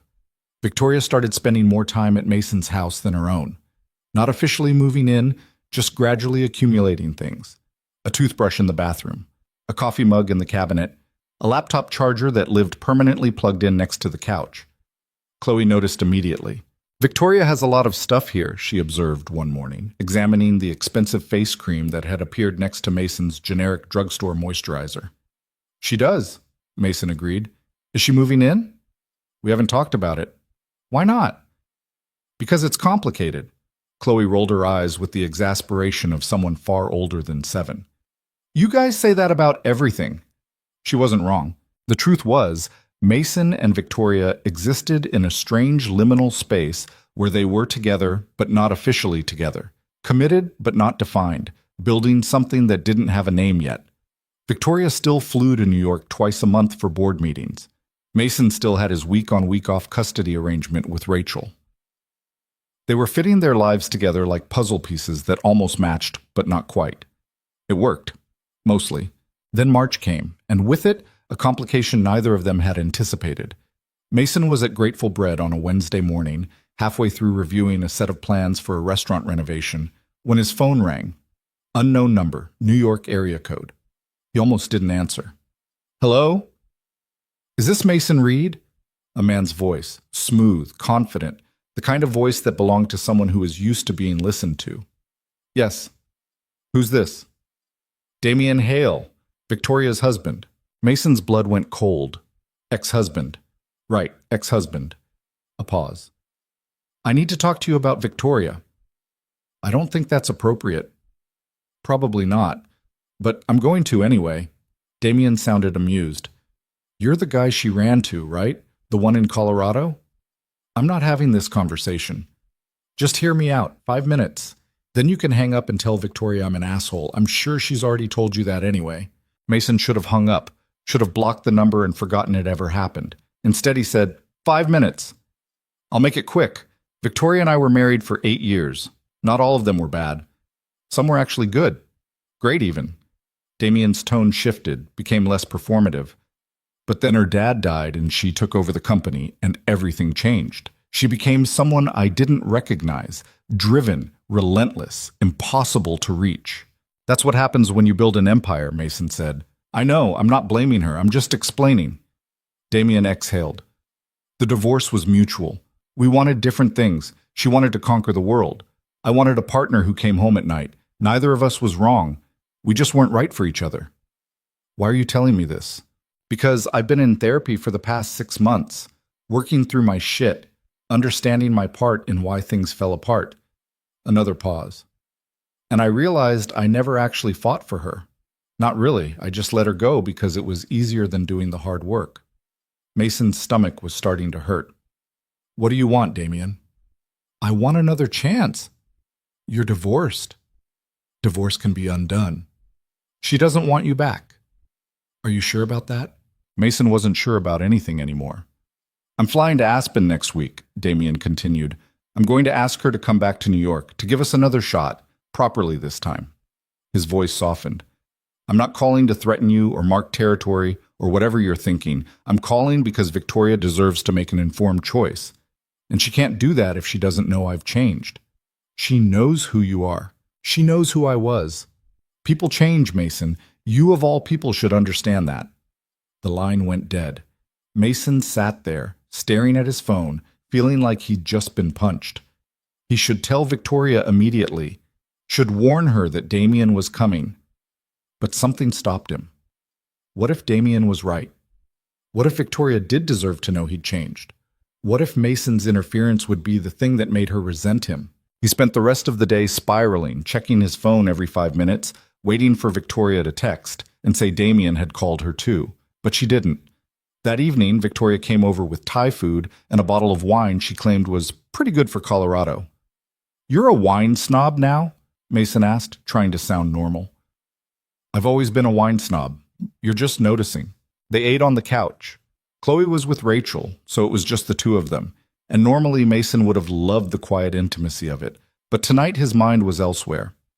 You're distracted, Victoria said, setting down her fork. Sorry, work stuff. Liar. You get a specific look when you're thinking about work. This is different. What look is that? Stressed but focused. Right now you look stressed and far away. She shifted to face him. What's going on? Mason set down his own fork. He could lie. Should lie. Keep Damien's call to himself and let Victoria make her choices without outside pressure. But they'd promised each other honesty, even when it was hard. Damien called me today, Mason said. Victoria went very still. What? He called. Said he's been in therapy. Said he's changed. Said he's coming to Aspen to ask you for another chance. He said all that to you? Yeah. And you're just telling me now? I didn't know how. Victoria stood up, started pacing. What the hell is he thinking? Calling you? That's insane. Is it? She stopped. What's that supposed to mean? I don't know. Maybe he's right. Maybe you deserve to know he's changed. I don't care if he's changed. Are you sure? Victoria's eyes flashed. Are you seriously asking me that? I'm asking if you've thought about it, about what your life would look like if you went back to him. I'm not going back to him. But you're going back to New York eventually. Your company is there. Your life is there. My life is here. Is it? Mason stood up too. Because most of your stuff is still in New York. You still fly back twice a month. Your assistant still calls you every day with decisions that need your approval. So what? You want me to quit? Sell the company? Pretend I didn't spend a decade building something from nothing? I want you to be honest about what you actually want. I want this, us. Do you? Or do you want the idea of us, the small-town fantasy that lets you pretend you're not who you actually are? Victoria flinched like he'd slapped her. That's not fair. Isn't it? Every time things get real, you pull back. Every time I try to plan past next week, you change the subject. You're here, but you're not really here. I'm doing the best I can. I know, but maybe your best isn't enough. The words hung in the air between them, sharp and irreversible. Victoria's face went white. If that's how you feel, then maybe I should go. Maybe you should. She grabbed her coat and bag, moving like she was on autopilot. Mason wanted to take it back, to tell her he didn't mean it, but his pride kept his mouth shut. Victoria stopped at the door. For what it's worth, I never wanted the fantasy. I wanted you, the real you. But apparently that's not good enough either. Then she was gone. Mason stood in his empty house, surrounded by half-eaten Thai food and the wine Victoria had brought, and wondered what the hell was wrong with him. He didn't sleep that night, just lay in bed, staring at the ceiling, replaying the fight over and over. Morning came too early and too bright. Mason made coffee, burned toast, gave up on breakfast entirely. His phone rang. Rachel. Can you take Chloe today? She asked without preamble. Mark's mom fell. We need to drive to Denver. Is she okay? Broken hip. She'll be fine, but we need to be there. Yeah, of course. I'll come get her. He picked up Chloe 20 minutes later. She climbed into the truck with her backpack and a stuffed elephant she only carried when she was anxious. Is Mark's grandma gonna die? She asked. No, baby. She just needs surgery. But she's old. She's going to be fine. Chloe didn't look convinced, but she nodded. They drove home in silence. Mason made her lunch. She picked at it. Dad? Yeah? Did you and Victoria break up? Mason's chest tightened. What makes you think that? You look sad, and she didn't come by this morning. We had a fight. About what? Grown-up stuff. Chloe set down her sandwich. Are you going to fix it? I don't know if I can. Why not? Because sometimes people want different things. And no matter how much they care about each other, it doesn't work. Chloe thought about this. Do you love her? The question hit Mason like a freight train. He'd been so careful not to use that word, even in his own head. Love meant commitment. Love meant vulnerability. Love meant the possibility of losing everything. But looking at his daughter's serious face, he couldn't lie. Yeah, I do. Did you tell her? No. Why not? Because I'm scared. Of what? Of her leaving, Chloe frowned. But she's going to leave anyway if you don't tell her, so you might as well be brave. Mason pulled her into a hug. When did you get so smart? I've always been smart. You just don't listen. He laughed despite everything. That afternoon, Mason tried to work, gave up after an hour, tried to distract himself with TV. That didn't work either. Around 3, there was a knock at the door. Mason's heart jumped. Victoria. He opened the door. It wasn't Victoria. It was a man in an expensive suit and a cashmere coat, looking deeply uncomfortable in the snow. "Mason Reed?" the man asked. "Yeah." "Damien Hale." He extended a hand. Mason stared at it. "You said you were coming next week." "I lied." Damien dropped his hand. "Can we talk?" "No." 5 minutes. Please." Against his better judgment, Mason stepped aside. Damien came in, looking around the small house with obvious curiosity. His gaze landed on Chloe, who was watching from the living room with wide eyes. "You must be Chloe," Damien said. "Who are you?" she asked. "A friend of Victoria's." "Are you her ex-husband?" Damien blinked. "How did you, I'm 7, not stupid." Mason almost smiled despite himself. "Chloe, go upstairs." "But now?" She went, but slowly, clearly listening from the landing. Damien turned to Mason. "She's spirited." "What do you want, Damien?" "To see what I'm up against." "This isn't a competition, isn't it?" Damien walked over to the kitchen window, looking across the street at Victoria's house. "I spent 8 years with her, built a life with her, and then I let her go because I was too proud to admit I needed her more than I needed to be right." He turned back. "I'm not making that mistake again." "She doesn't want you back." "How do you know?" "Because she told me." "When? Before or after you accused her of not being fully committed?" Mason went cold. "How did you—" "She called me last night, after your fight. She was crying." Damien's expression was unreadable. "Do you know how rare it is for Victoria to cry? In 8 years of marriage, I saw her cry 3 times. Her father's death, her mother's death, and the day I asked for a divorce." "Why are you telling me this?" "Because you're making the same mistake I made, pushing her away because you're scared she'll leave anyway, testing her to see if she'll stay." Damien stepped closer. "But here's the thing, Victoria doesn't respond to tests, she responds to certainty. She needs to know you're all in, no reservations, no escape routes. Otherwise, she'll convince herself she's protecting you by leaving first." "I am all in." "Are you? Because from where I'm standing, you're hedging just as much as she is." Mason wanted to argue, wanted to tell Damien he was wrong, that he didn't know anything about their relationship. But he couldn't, because Damien was right. "What do you want from me?" Mason asked quietly. "Nothing. I just wanted to see if you're worth it." Damien headed for the door, then stopped. "For what it's worth, I think you are. You're good for her in ways I never was. She's softer with you, more herself." "Then why are you here? Why try to win her back?" "Because I love her. And sometimes love makes you selfish." Damien pulled on his coat. "But I'm not going to sabotage what you have. If she chooses you, I'll accept it. But she needs to make that choice knowing all her options." He left. Mason stood there, processing, trying to figure out what the hell just happened. Chloe came downstairs. "I don't like him." "Me neither, kid."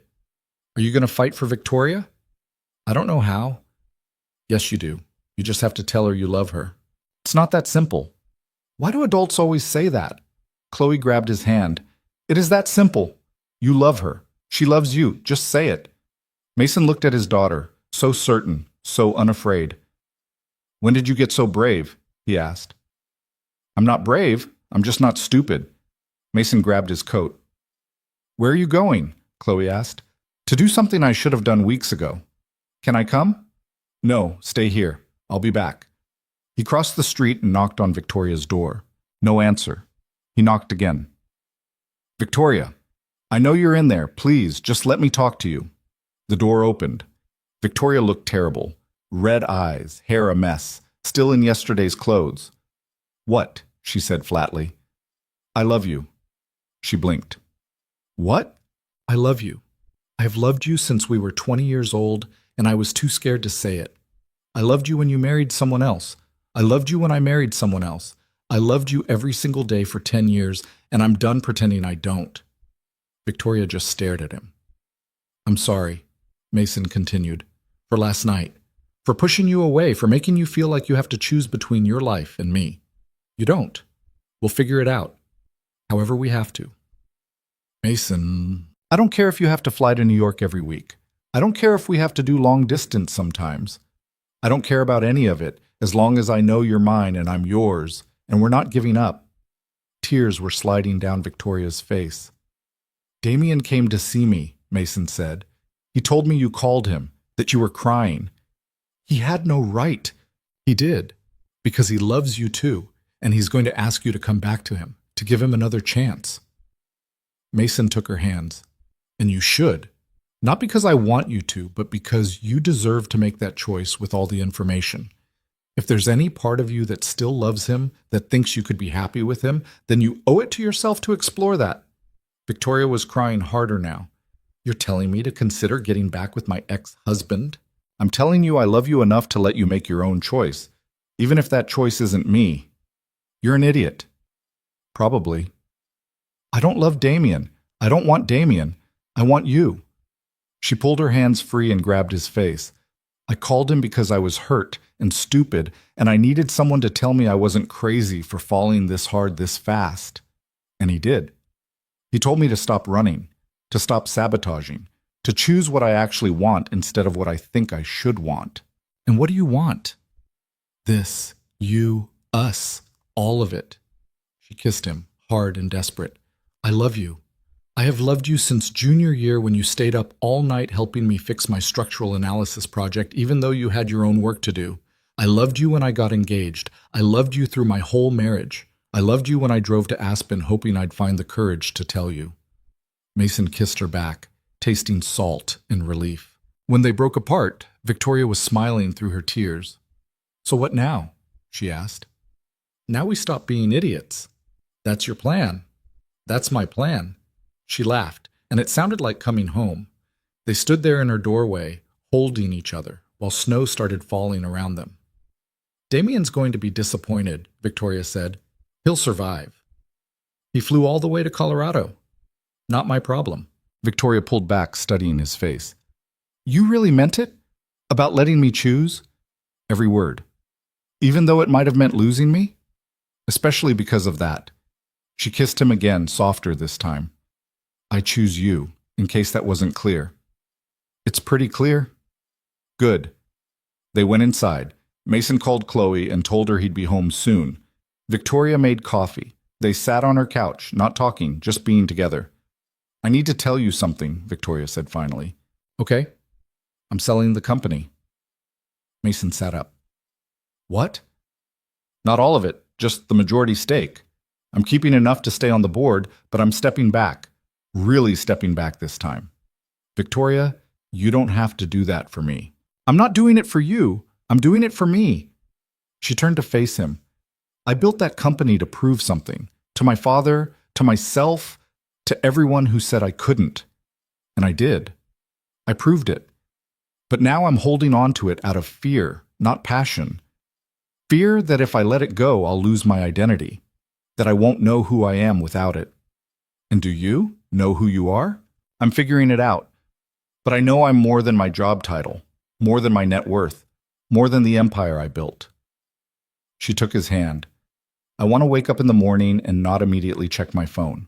I want to have breakfast with you and Chloe without my assistant calling every 5 minutes. I want to build something that actually makes me happy instead of just successful. What would you build? I don't know yet. Maybe nothing. Maybe I'll just exist for a while. Figure out what I actually like doing when I'm not trying to conquer the world. Mason pulled her close. For what it's worth, I think you're terrifying when you're determined. Good terrifying or bad terrifying? Best terrifying. She smiled against his chest. They stayed like that until the sun went down and Mason had to go home to Chloe. But this time when they said goodbye, it didn't feel like an ending. It felt like the start of something real. The next day, Damien flew back to New York without ever speaking to Victoria in person. He sent a single text. I'm happy for you, really. Don't screw it up. Victoria showed it to Mason. They both laughed. Think he means it? Mason asked. Probably. Damien's a lot of things, but he's not petty. Just selfish? We're all selfish about the people we love. Mason kissed her temple. Fair point. That evening, the three of them had dinner together. Mason cooked pasta. Chloe talked nonstop about school. Victoria listened like it was the most fascinating thing she'd ever heard. After Chloe went to bed, Mason and Victoria sat on the back porch despite the cold. I'm scared, Victoria said quietly. Of what? Of screwing this up. Of disappointing you. Of not being enough. You're enough. You don't know that. I do. Mason turned to face her. You're messy and complicated and stubborn as hell. You overthink everything. You try to control things you can't control. You put your keys in the refrigerator. Where is this going? And you're exactly what I need, what we need. Not in spite of all that, but because of it. Victoria's eyes were bright. I don't deserve you. Good thing love isn't about deserving. She laughed and kissed him, and Mason thought maybe they'd finally figured it out. Not the perfect version, not the easy version, just the real one. And that was enough. The thing about finally getting what you want, Mason realized, is that it doesn't come with a manual. There's no instruction booklet titled How to Build a Life with Someone You've Loved for a Decade. You just wake up one morning and try not to mess it up. March dissolved into April. The snow started melting, revealing the brown grass underneath. Victoria's house across the street stayed dark most nights because she was at Mason's, sprawled on his couch with her laptop, arguing with him about whether his furniture was aggressively beige or pleasantly neutral. It's beige, she said one evening, gesturing at the couch. Aggressively beige. Like someone went to a furniture store and said, "Show me everything that screams divorced dad trying not to make waves." Mason looked up from the structural plans he was reviewing. I like beige. It's calming. It's boring. Not everything has to make a statement. Everything you own makes a statement. Yours just happens to be I've given up. Chloe wandered in, already in her pajamas. I think the couch is nice. Thank you, Mason said. But it is really beige, Chloe added. Traitor. Victoria grinned. See, even the 7-year-old knows. The 7-year-old should be asleep. I'm not tired. You're always tired at 8:30. Not tonight. Mason closed his laptop. What's going on? Chloe picked at the hem of her pajama shirt. Emma's parents got back together. Okay. She said her dad moved back in and now everything's normal again. Mason exchanged a look with Victoria. What are you asking, sweetie? Are you and Mom going to get back together? No, baby, we're not. Why not? If Emma's parents could fix it, because your mom and I weren't right for each other. We tried for a long time, but sometimes trying isn't enough. Mason pulled Chloe onto his lap. But that doesn't mean we don't both love you more than anything. I know. Chloe was quiet for a moment. Is Victoria going to live here? Mason looked at Victoria. They hadn't talked about it. Not really. It had just sort of happened gradually, like weather changing. We haven't decided yet, Victoria said carefully. But you're here every night. I am. And you have a toothbrush in our bathroom. That's true. So you basically live here already. Victoria laughed despite herself. I suppose I do. Chloe turned to Mason. Is that okay? That she lives here? Yeah, is it okay with you? Chloe thought about it with the seriousness of a Supreme Court justice. Yeah, I like it when she's here. The house feels less empty. Something cracked open in Mason's chest. Okay then, he said quietly. Okay then what? Chloe asked. Okay then Victoria lives here now. Victoria's head snapped up. Mason! Unless you don't want to, he added quickly. We can keep doing what we're doing. I just meant, I want to, Victoria said. I definitely want to. Chloe beamed. Can we paint my room? Victoria said she'd help me pick colors. When did you two discuss this? Last week. She said purple and yellow would look cool together. Purple and yellow? Trust me, Victoria said. It'll work. Mason looked between them, these two people who'd somehow become his entire world, and decided he didn't care what color Chloe's room was as long as they were all under the same roof. Fine, purple and yellow. Chloe squealed and ran upstairs to look at paint samples on her tablet. Victoria moved over to the couch, curling up next to Mason. That was smooth. What was? Asking me to move in via our daughter's interior design preferences. Our daughter? Victoria froze. I didn't mean, Mason kissed her. I like the sound of that. Yeah?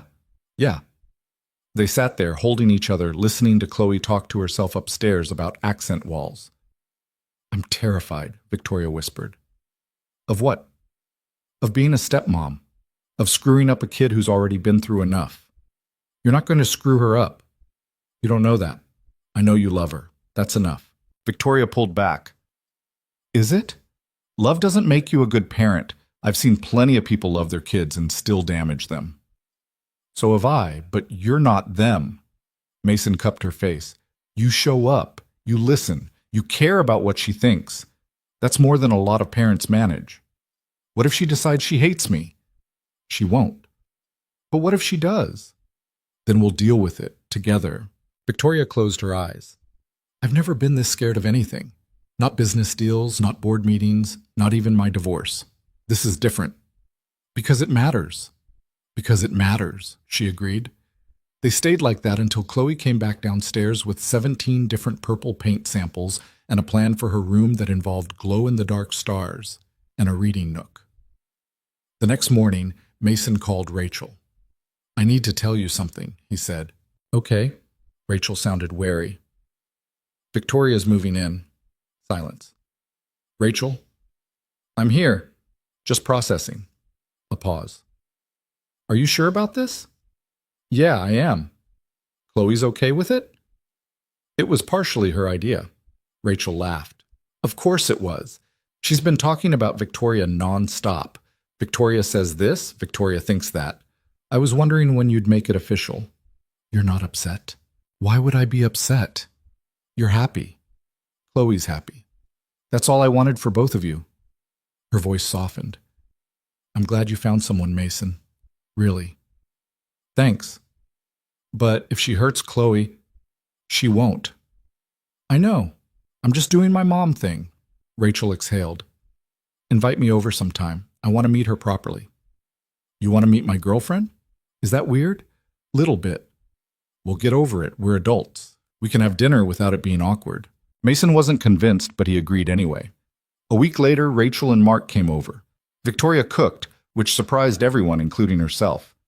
I didn't know you could cook, Mason said, watching her plate salmon with the precision of a surgeon.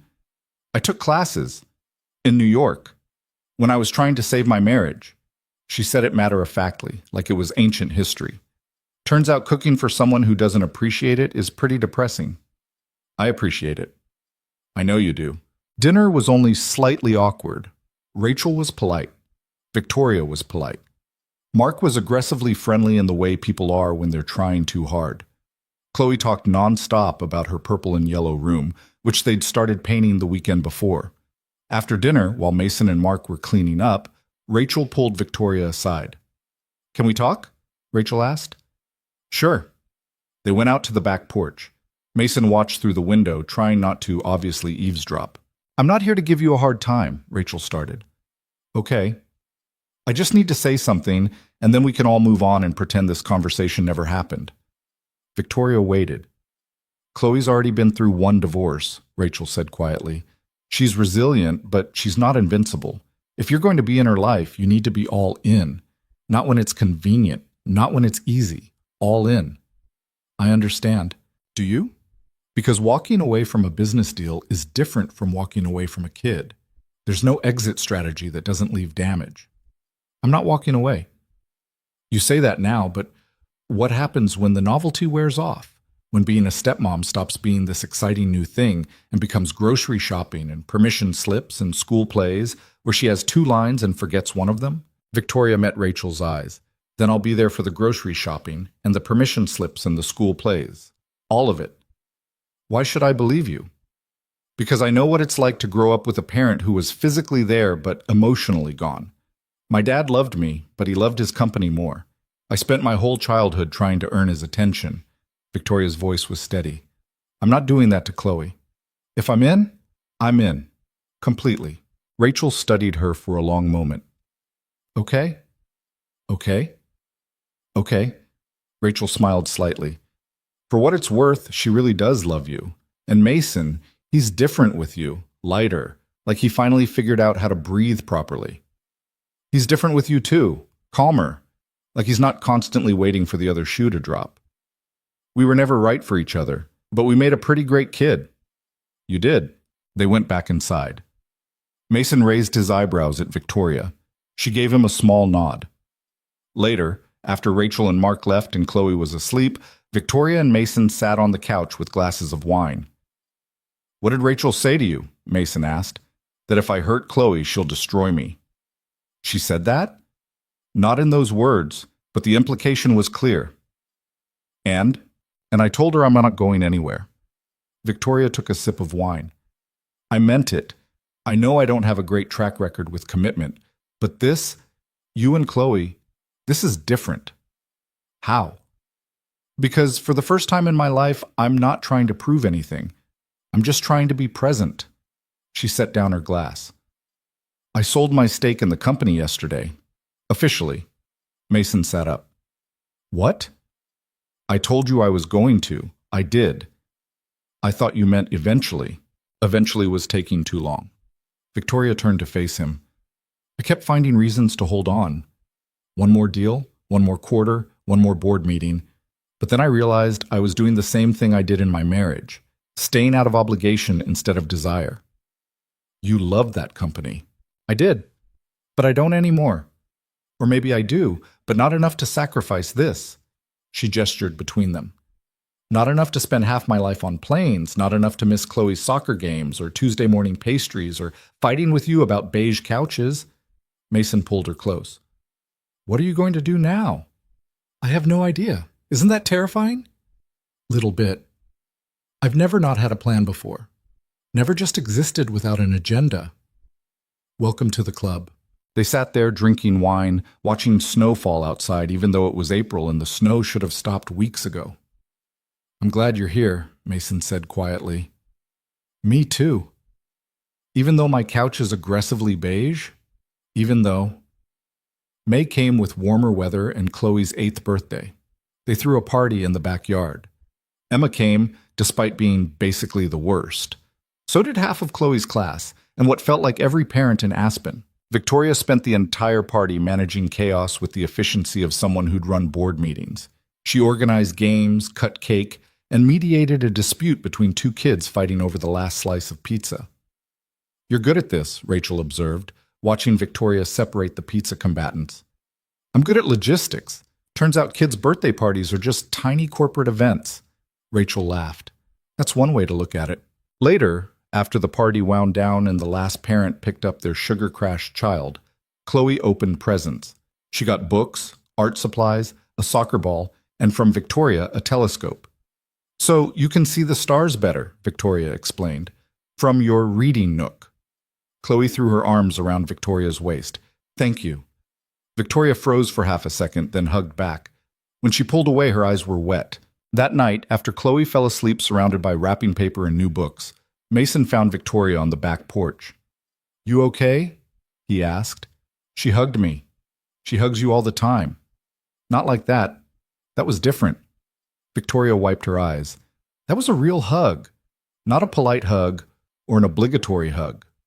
A real one. Mason sat down next to her. You're part of the family now. Of course she hugs you. I've never been part of a family? Not really. My parents loved me, but we didn't do hugs and family dinners and birthday parties. We did business dinners and networking events and carefully orchestrated photo opportunities.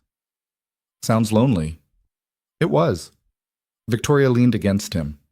I didn't realize how lonely until I had this. They sat in comfortable silence, watching the stars that Chloe would soon be watching through her new telescope. I need to tell you something, Victoria said. Okay. I'm scared I'm going to mess this up. Not in a vague future sense, in a very immediate, practical sense. I don't know how to be a stepmom. I don't know the rules. I don't know when to step in and when to back off. Neither do I. I barely know how to be a regular parent. But you're her dad. You get instincts. Instincts are just glorified guesses. Mason took her hand. You're doing fine. Better than fine. What if she starts resenting me? What if I become the evil stepmom?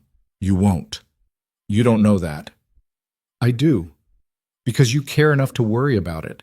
The evil stepmoms don't worry. Victoria smiled despite herself. That's terrible logic. But it's true. She rested her head on his shoulder. I love you. I love you too. No, I mean, she sat up. I love you in a way that terrifies me. I love you in a way that makes me want to be better. Not perfect, just better. I love you enough to stay even when it's hard, even when I want to run, even when I mess up, which I will. Mason kissed her. I know. I love you the same way. Really? Really? They stayed on the porch until the cold drove them inside. Chloe was asleep in her room, telescope positioned by the window. Mason and Victoria went to bed, and for the first time in longer than he could remember, Mason felt completely at peace. Summer arrived with the kind of warmth that made Aspen feel like a different planet. Victoria started working on a new project, a consulting firm that let her work remotely, choose her clients, and actually have a life outside of conference rooms. It's weird, she told Mason one morning at Grateful Bread. Having time. I keep thinking I should be doing something urgent. This is something urgent. Coffee with me. You know what I mean. I do, but you're allowed to have a life that isn't just work. I'm still figuring out what that looks like. They were interrupted by Chloe, who'd convinced them to bring her along even though it was summer break and she should have been sleeping in. Can we get a dog? She asked, appearing at their table with a chocolate croissant. No, Mason said automatically. What? Why not? Because dogs are a lot of work. I'll take care of it. That's what every kid says. But I mean it. Victoria was trying not to laugh. What? Mason asked her. Nothing. You're just very predictable. How am I predictable? Every parent has this exact conversation. Kid wants dog. Parent says no. Kid promises to take care of it. Parent knows they'll end up doing all the work. See, Chloe said, Victoria gets it. Victoria's not helping your case. Actually, Victoria said, I think we should get a dog. Mason stared at her. What? A dog. I think it's a good idea. Since when? Since now. Victoria turned to Chloe. What kind of dog do you want? A rescue. Emma got a rescue and it's the best dog ever. Then we'll get a rescue. We? Mason said. We, Victoria confirmed. You, me, Chloe, and a dog, a family. Chloe was vibrating with excitement. Really? Really? Really? Really, really. Mason knew when he was outnumbered. Fine. We'll get a dog. Chloe screamed and hugged Victoria, then Mason, then ran off to Google rescue shelters. You just committed us to a decade of vet bills, Mason said. I know. And early morning walks. I know that too. And we'll be the ones doing all the work. Obviously, Victoria smiled. But did you see her face? Mason had seen her face. Yeah. Worth it? Worth it. They got the dog 2 weeks later, a mutt from the shelter with wiry fur and one ear that stuck up and one that flopped down. Chloe named her Pancake, for reasons she refused to explain. Pancake was chaos incarnate. She chewed Mason's work boots. She knocked over Victoria's expensive coffee. She woke them up at 5 a.m. demanding walks. She was perfect. August came too fast. Chloe started 3rd grade. Mason picked up more freelance work. Victoria's consulting firm actually took off, which surprised her more than anyone. I have 3 clients, she told Mason one night, sounding baffled. Real clients who are paying real money for my advice. Why is that surprising? Because I'm not even trying. I'm just existing. And people want to work with me anyway. Turns out you're good at what you do. I was good at what I did before too. But this is different. This feels like mine. Not something I inherited or something I built out of obligation. Mine. Mason pulled her close. I'm proud of you. For what? Having 3 clients? For figuring out who you are without the empire. Victoria was quiet for a moment. I'm still figuring it out, but I like who I'm becoming. Me too. They fell into a rhythm. Not perfect, not smooth, but theirs. Mason worked. Victoria consulted. Chloe went to school and played soccer and taught pancake tricks that mostly involved begging for treats. They fought sometimes, about stupid things like whose turn it was to take out the trash, and serious things like how to handle Chloe's struggles with math. But they always came back together, always talked it through, always chose each other. In September, Rachel got engaged to Mark. Chloe was thrilled. Mason was genuinely happy for them. Victoria helped Rachel pick out wedding invitations, which felt surreal, but also right. Who would have thought, Rachel said, flipping through samples, that my ex-husband's girlfriend would be helping me plan my wedding? Life's weird, Victoria agreed. It is. Rachel looked at her. Thank you. For being good to Chloe. For being good to Mason. He makes it easy. He does. But still. Thank you. October brought snow earlier than usual. Mason and Victoria were on the back porch, bundled in blankets, watching it fall. Can I ask you something? Mason said. Always. Are you happy? Victoria thought about it. Yeah, I am. Are you? Yeah. That's it? Just yeah? What else is there? Victoria smiled. Nothing. I guess I just expected happiness to be more complicated. Why? Because everything else has been. Mason pulled her closer. Maybe we earned the simple version. Maybe we did. They sat there until Chloe yelled that hot chocolate was ready and Pancake had somehow gotten into the marshmallows. Inside, the house was warm and chaotic and exactly what home should be. That night, after Chloe and Pancake were both asleep, Mason pulled Victoria onto the couch. I need to tell you something, he said. That sounds ominous. It's not. At least I hope it's not. He took a breath. I want to marry you. Victoria went very still. What? Not right now. Not tomorrow. Whenever you're ready, or never, if that's what you want. I just need you to know that this is it for me. You're it for me. Mason, I know we've both been married before. I know we said we wouldn't rush into anything, but I've been in love with you for 10 years, and I don't want to waste another minute pretending this is casual or temporary or anything other than exactly what it is. Victoria's eyes were bright. Which is? Forever. If you'll have me. She kissed him, hard and desperate and full of 10 years of want. When she pulled back, she was crying. Yes. Yes. Yes. I'll marry you. Whenever. However. Yes. Mason kissed her again, and it felt like every door he'd been too scared to open finally swinging wide. They didn't tell anyone right away, just kept it between them for a few days, this secret that was theirs alone. But eventually they told Chloe. We're getting married, Mason said one morning at breakfast. Chloe looked up from her cereal. Okay. Okay? That's it? What else am I supposed to say? I don't know, something more than okay. You guys basically already act married. This just makes it official. She took another bite of cereal. Can I be in the wedding? Of course, Victoria said. And can Pancake? Absolutely not. But no? Chloe sighed dramatically, but didn't push it. They got married in December, on a Saturday when the snow was falling soft and steady. Nothing fancy. Just them. Chloe, Rachel, and Mark, a handful of friends, and an officiant who kept making terrible jokes about cold feet. Victoria wore a simple dress. Mason wore a suit.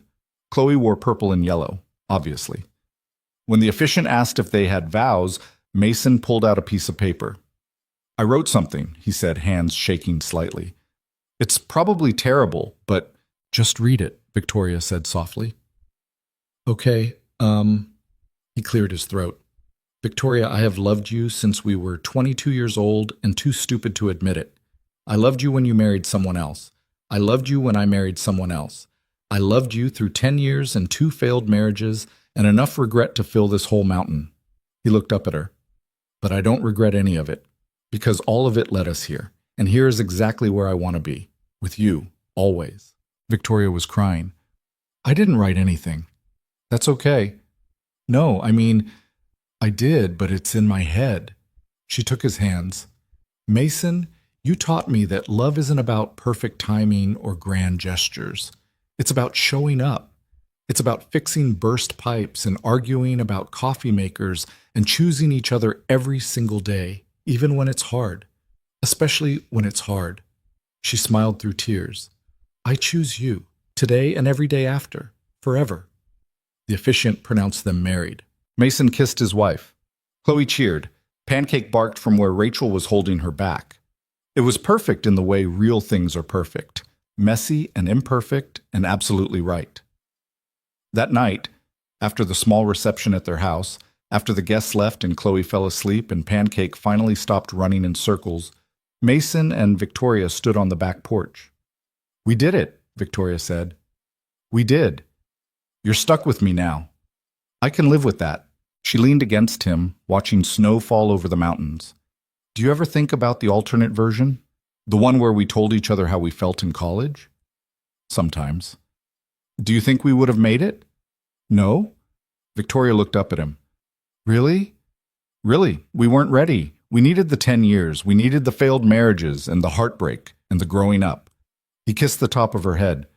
We needed to become the people we are now, the ones capable of this. That's a very mature perspective. I have my moments. Rare moments. Hey! She laughed and kissed him. They stayed outside until the cold became unbearable, then went inside to their warm house, their sleeping daughter, their ridiculous dog, their imperfect, perfect life.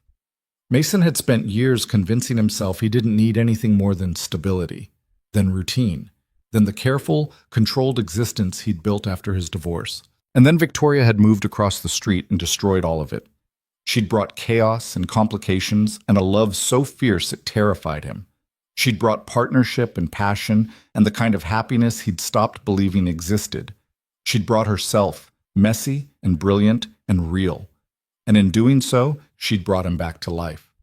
Later, as they lay in bed, Victoria whispered, "Are you awake?" "Yeah. I'm happy." "Me too."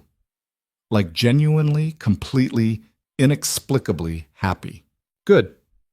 I didn't think I could feel this way again. After Damien, after the divorce, I thought maybe I was just broken, that I'd lost the ability to be happy. Mason pulled her closer. You were never broken. Just waiting. For what? For this. For us. For the right time. Victoria was quiet for a moment. Do you believe in timing? That things happen when they're supposed to? I don't know. But I know I wouldn't trade these 10 years for anything. Because they gave us Chloe. And they made us who we are. And they taught us that love isn't about perfect circumstances. It's about imperfect people choosing each other anyway. That's very philosophical for midnight. I'm a deep guy. Occasionally. He tickled her. She shrieked and smacked him. Pancake woke up and barked. Chloe yelled from her room to keep it down. They fell asleep laughing, tangled together, exactly where they were meant to be. Outside, snow continued falling. The mountains stood silent and eternal. The town slept. And in a small house on a quiet street, a family that had taken 10 years and 2 continents and countless mistakes to find each other finally rested, complete. Because that's the thing about real love. It doesn't arrive on schedule. It doesn't follow the plan. It doesn't care about timing or convenience or whether you're ready. It just shows up one day, moving in across the street, and it stays until you finally stop running and let yourself fall. And if you're very lucky, if you're brave enough to choose it over fear, it gives you everything you never knew you needed. A partner who sees you. A child who teaches you. A dog who destroys your shoes. A life that's messy and complicated and absolutely worth it. Mason and Victoria had learned that lesson the hard way, but they'd learned it, and that made all the difference.